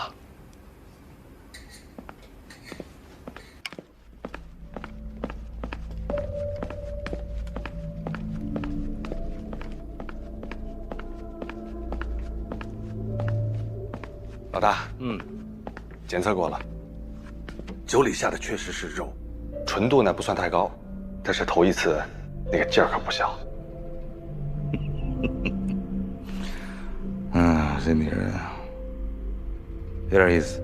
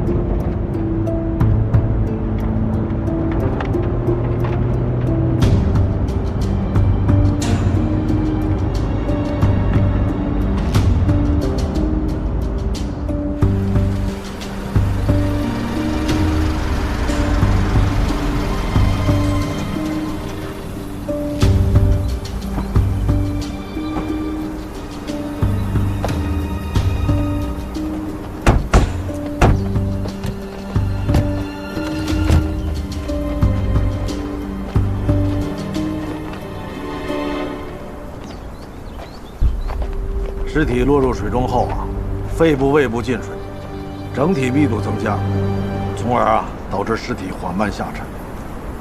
等到腐败发胀后再缓慢浮起，就形成了船夫口中的河漂。根据采砂船老板的供述他们是在夜间采砂的时候，抽砂管忽然出现了故障，紧接着呢，他们发现了尸体。要知道，抽砂管都是深入河底，如果当时尸体已经浮出水面，管子根本就吸不到。也就是说采砂船干活的那会儿，死者刚被抛入水中不久。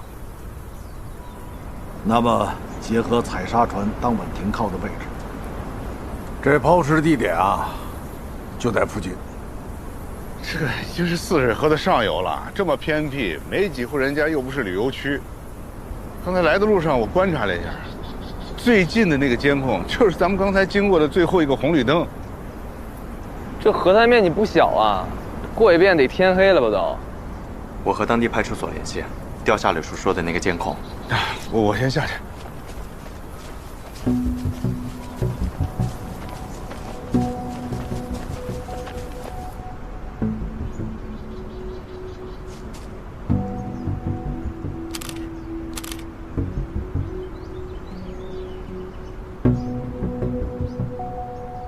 师傅，看车痕宽度，应该是越野车。看见了没有？这车痕的轮胎痕迹是从东向西，时快时慢。还有看见了吧？在那个位置上，小树前面掉了个头，加速度顺着这小坡一直冲上去。嫌疑人驾车来到河滩。为了选择抛尸地点，所以时快时慢。等抛尸结束，就迅速离开现场。假设这个轮胎印是嫌疑人留下的，应该差不多。看起来开车的人很紧张，现场有大量的拖印和划痕，紧急刹车的痕迹也不少。如果不是刚上路的新手，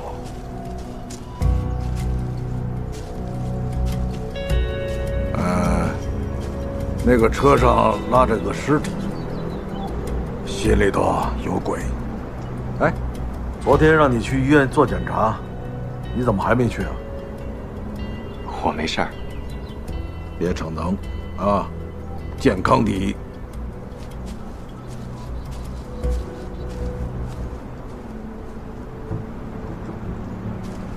这种地面跟环境，基本上不可能留下足迹啊。我怀疑嫌疑人抛完尸体之后就立马离开了。小龙，你过来。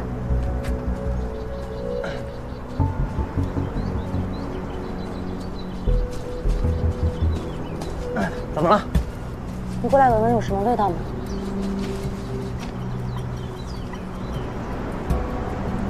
尿？也不一定是人的吧，说不定是动物的。蚂蚁特别喜欢吃甜食，所以它对糖特别的敏感。自然界中，动物也不是没有得糖尿病的，但是概率极其小。要这么说的话，这滩尿液应该是一个患糖尿病的人留下的，但已经过去一段时间了，还能采到 DNA 吗？我们多采集点样本，即便提取不到 DNA，至少可以多一个抓手。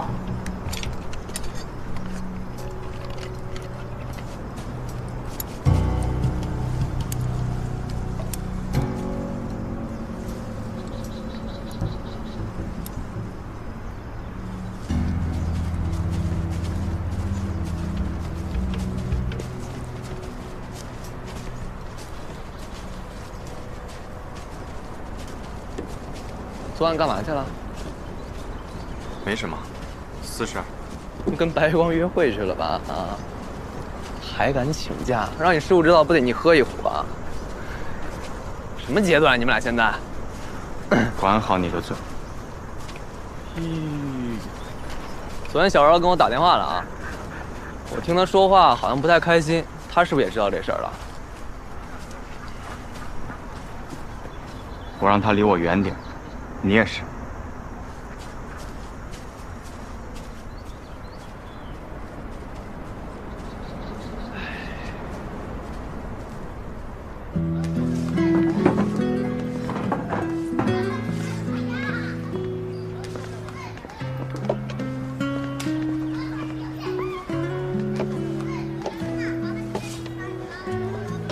姐，哎，有空也带你们家小宝贝出来溜溜啊！好嘞，好嘞，我马上过去啊，李阿姨，你先过去。好，先过去了啊。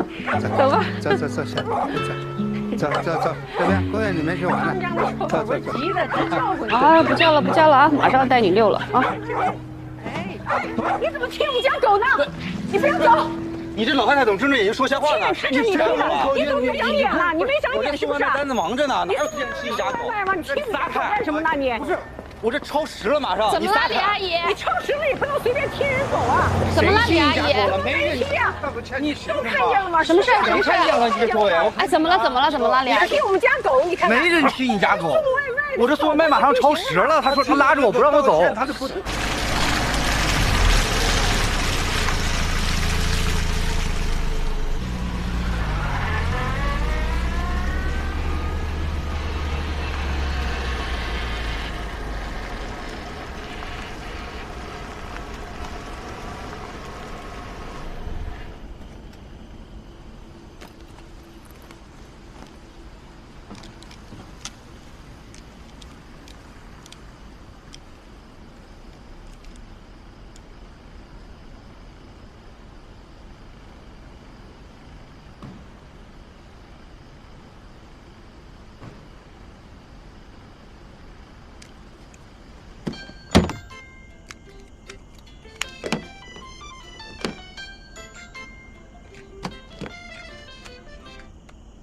喂，您好。欠债不还钱是吧？你跑得了和尚跑不了庙。你弟弟欠的钱，全都得你来还。你别想跑，我们随时都能抓着你，知道吗？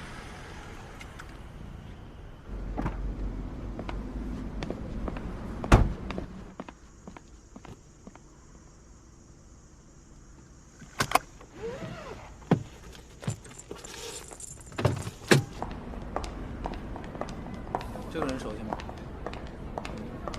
有点眼熟，但是不记得在哪儿见过。经理，那办公室钥匙呢？这样吧，我留个联系方式，有什么想起的随时联系我们。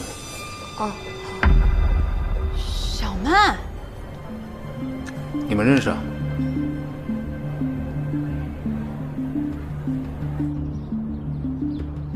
通过对花都会所走访，我们对死者进行了模拟画像，核实了死者的真实身份。泗水河浮尸案的死者身份已经查明，死者詹秋曼，女，20岁，闽城人，2年前来到云溪市，一直在花都会所从事服务工作，其身份已经由领班庞向兰证实。这个詹秋曼也是庞向兰从家乡带出来的。还有河滩发现的尿液中检测出男性 DNA， 与死者指甲里残留的皮屑 DNA 为同一人。此人患有严重的糖尿病，其他信息目前不详。詹秋曼名下一共有3张银行卡，卡内现金共计42万，案发到现在1分钱也没有动。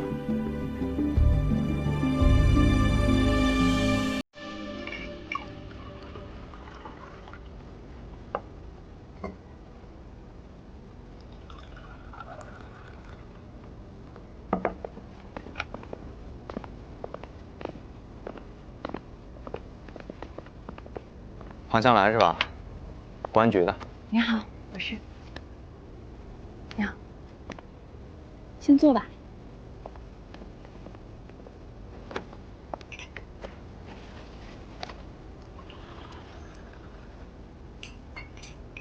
我们今天来找你啊，是为了小曼的事，对吧？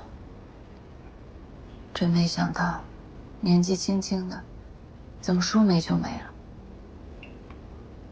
你上一次见詹秋曼是什么时候啊？10几天前吧，我记得。他不是你带出来的吗？又在你那儿工作，这么长时间不见人，不觉得奇怪吗？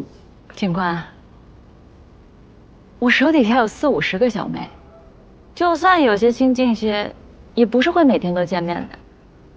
而且小曼她这人就这样，她想来就来，想走就走。不想理你的时候，连个电话都不会打，我早就习惯了。那你说说他的情况吧。小曼她爸妈身体都不好，底下还有一个在读书的弟弟，一家人就指着她妈妈的低保，有上顿没下顿的。小曼原先成绩挺好的，但为了给他爸妈看病，更为了给他弟弟出学费，攒日后盖房子娶媳妇儿的钱，所以小曼初中毕了业就去电子厂打工了。后来辗转找到我，说是想跟着我多赚点钱。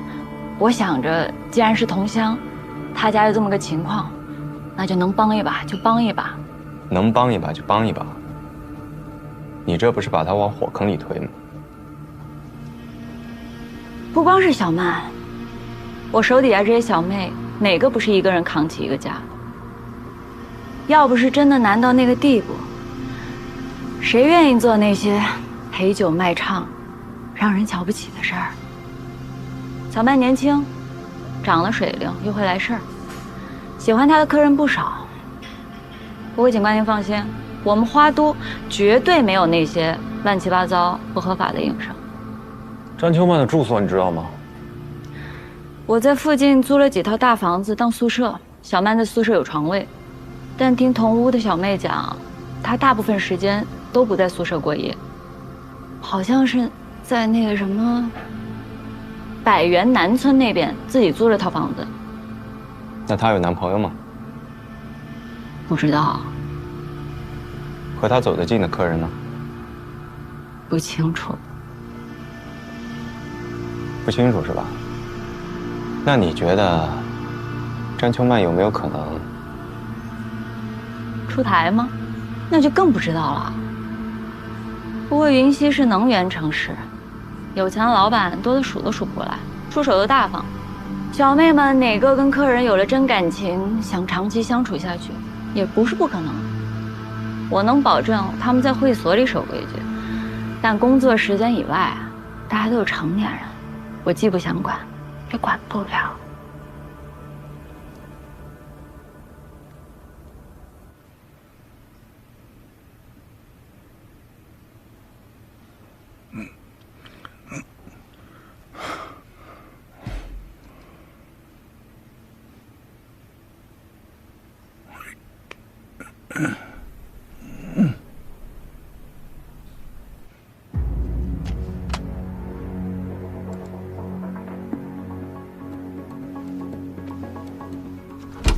雷叔啊，你这咋样了？有啥进展没？这就是从那个，犯罪现场最近的那个监控拍到的。当晚路过这个路口的，一共有4辆符合条件的越野车，只有这辆车回来了。你看，我就说有鬼吧。不能这么武断啊！我一会儿联系交警队，把那3个有牌子的车辆排除一下。如果真是这辆车没牌，监控又是黑白的，那就难办了。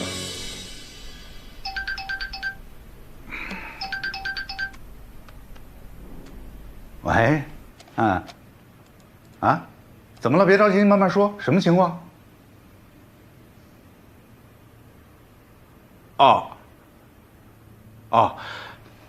你别着急，现在马上去医院啊！千万别着急，路上小心点儿。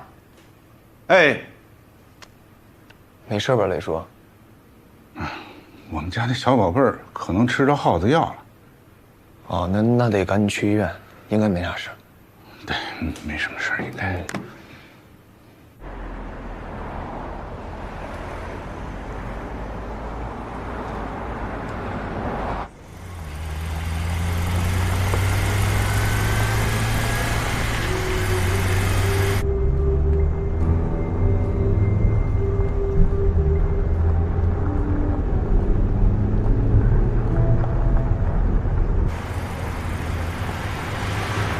按照他们这行的收入，我觉得詹秋曼的日子不应该过这么寒酸。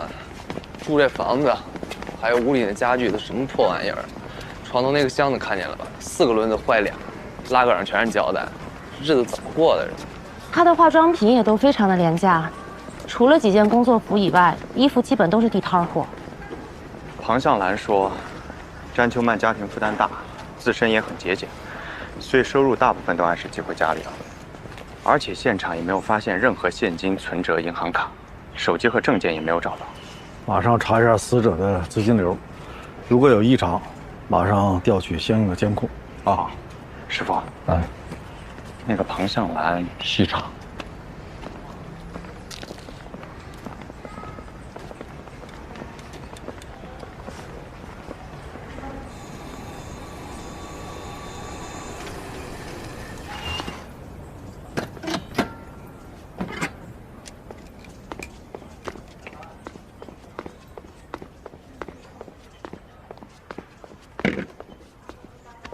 小宝贝儿呢？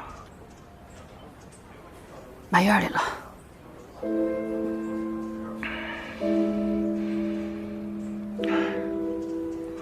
你先回家休息，我今天请了假，我来看着管他。不用，咱不是要攒假去海南吗？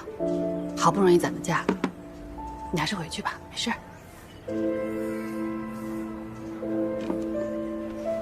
真的？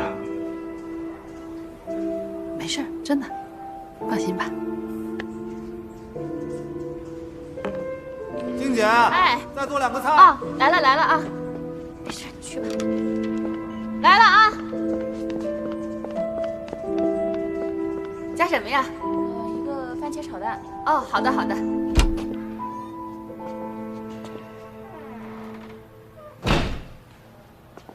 冷队，哎，这死者房间内的指纹有什么发现？现场指纹太乱了，还在排查，目前没发现什么有价值的线索。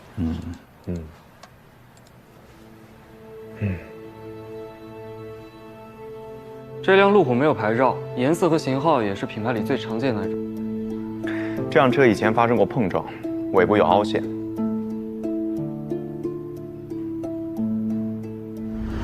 没错，油漆对灯光的反射性很高。这个夜晚视频是黑白色的，哎，这个车过来了。那么在黑白照片里头，的反光表现，这个车表现为荧光白。这张照片可以拍到这个车的尾部，你看它的尾部这一部分没有反光，呈现为黑色，这就说明这一块是一个凹面，不受光。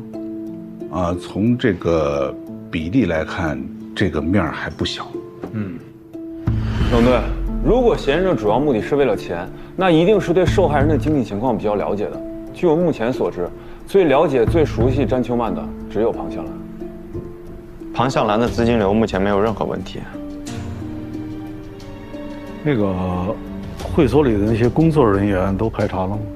排查了，大概跟庞向兰说的差不多。死者生前喜欢独来独往，很早之前就搬出去住。那跟他私底下有关系的那些人都查了吗？目前正在排查通讯记录。冷队，还有一个线索，百元南村那套房子并不是詹秋曼自己租的，与中介签合同的是一家企业，叫做汇通达进出口贸易有限公司。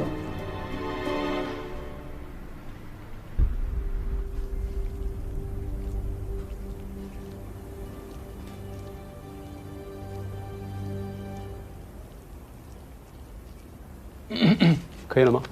谢谢你的配合。谢谢你。这个就是收集 DNA 啊，电影电视里面见过不少，亲身体验这头一回。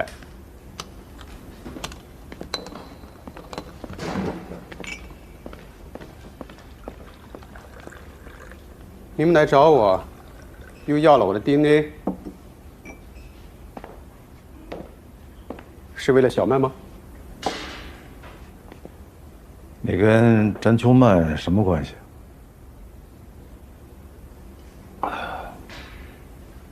男女朋友关系。本源南村3号楼305，是你替他租的吧？是的。那为什么以公司名义？怕家里人发现？我老婆儿子去国外多年了。我现在没什么怕被发现的，是以公司的名义租房，抵扣成本，合理避税嘛。那聊聊詹秋曼吧。小曼是个好姑娘，不贪心，人爱老实。一般小女孩喜欢的首饰啊、名牌包包都不要。我给他钱租房，原本想着租个好一点的，他说差不多就行，多出来的钱自己攒下来。我给他的零花钱，他也是能省就省，一门心思就是赡养父母，帮衬兄弟。其实他是很聪明。我原本想过，过几年送他去读个书，毕竟不能永远吃这个青春饭嘛。可惜啊。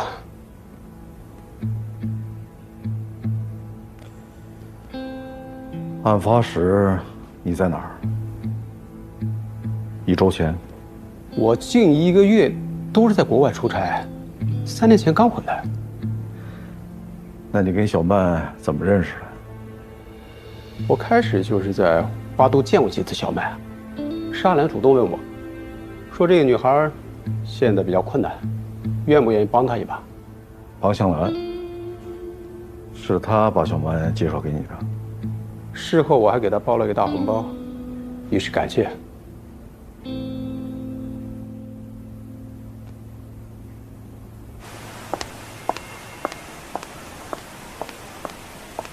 兰姐辛苦了。嗯。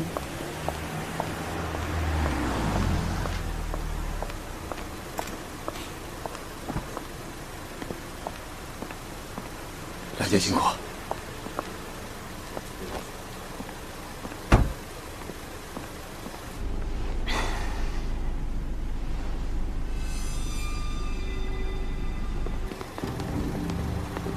警官，您找我？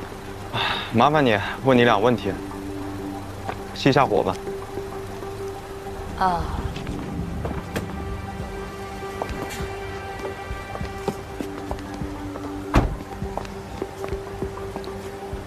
汇通达的王猛认识吧？王总啊，认识啊。那上次问你，你口口声声说不清楚詹秋曼跟谁走的比较近，但我们听到的却是你主动把詹秋曼介绍给别的客人，这种拉皮条的行为是犯法的，你知道吗？警官，您可别吓唬我，我就是给人介绍个对象，介绍对象也不犯法。介绍对象？嗯。那上次问你的时候为什么不说实话？嗨，这不是想着毕竟死者为大嘛，这毕竟是小曼的隐私。再说，王总是老客户，我也得罪不起。案发当天你在哪？警官是怀疑我？回答问题。在花都上班啊，晚上6点到的，转天早上才走，差不多就现在这个点儿吧。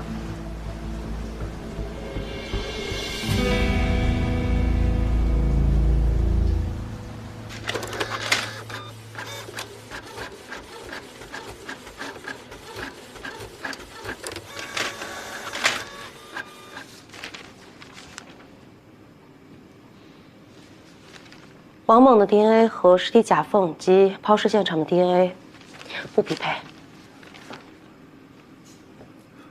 王猛的出入境记录已经证明了他没有作案时间。王猛的财产情况、家庭情况都得到了证实。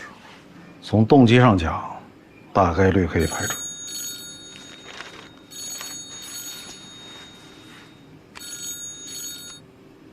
哎。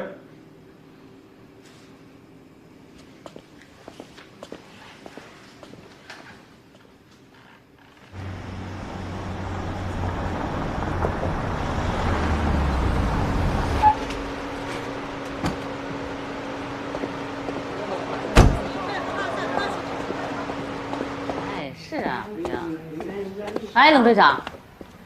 哎，陈姐，我一接到电话就赶回来了。没事，你放心啊，你们家老爷子没什么事儿，快递小哥呢也没大事儿，就是碰破了点皮儿。哎，不过人家的那个后面活肯定耽误着。这么着啊，赔多少钱我来赔。人在哪儿呢？你把人请过来，我给人道个歉。这事儿你们自己去协商啊。你的电话呢，我留给人家了啊。好。这会儿呢，我让那个居委会的小张啊，陪着到那个社区医院啊，去那个擦点药。哎，本来呀，我是想安排你们家老爷子去的。家老爷子，这脑子您多担待啊！这不是他多担待的事儿。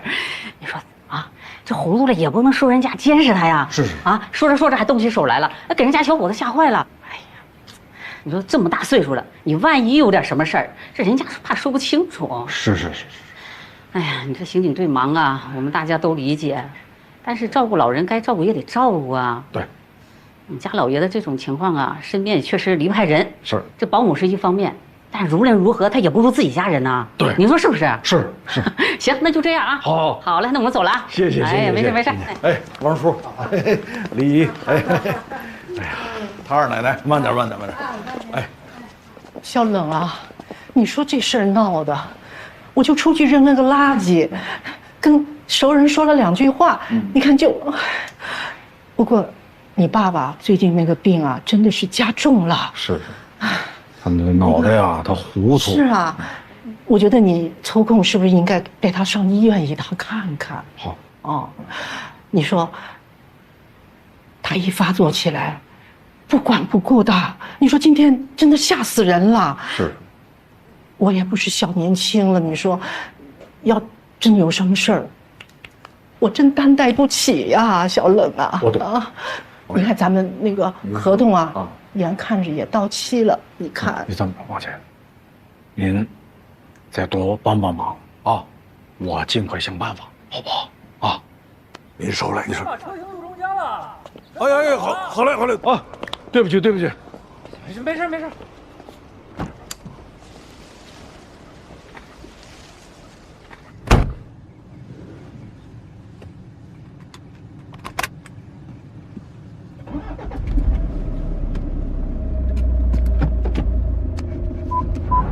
喂，老焦。哎，我听小静说看见你回去了，你爸没事吧？没事。让他顺道过去看看。老爷子没事了，别让嫂子再跑了啊！我开车呢，先不说了。啊，对，还有个事儿啊。你说。那辆车找到了。汗水替代泪水的重量，用伤口遮住枪口的声响，没有天生不屈的倔强，只因总有人跟在前方挡下风浪。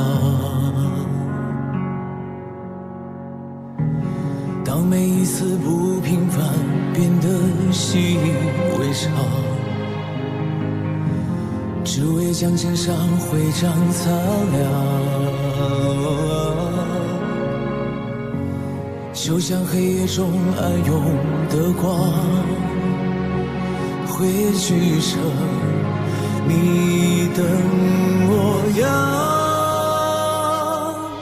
抬头望，夺目的荣光，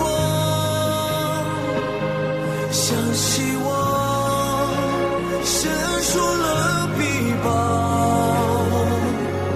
披着光，只是也有望，穿越过命运的战场。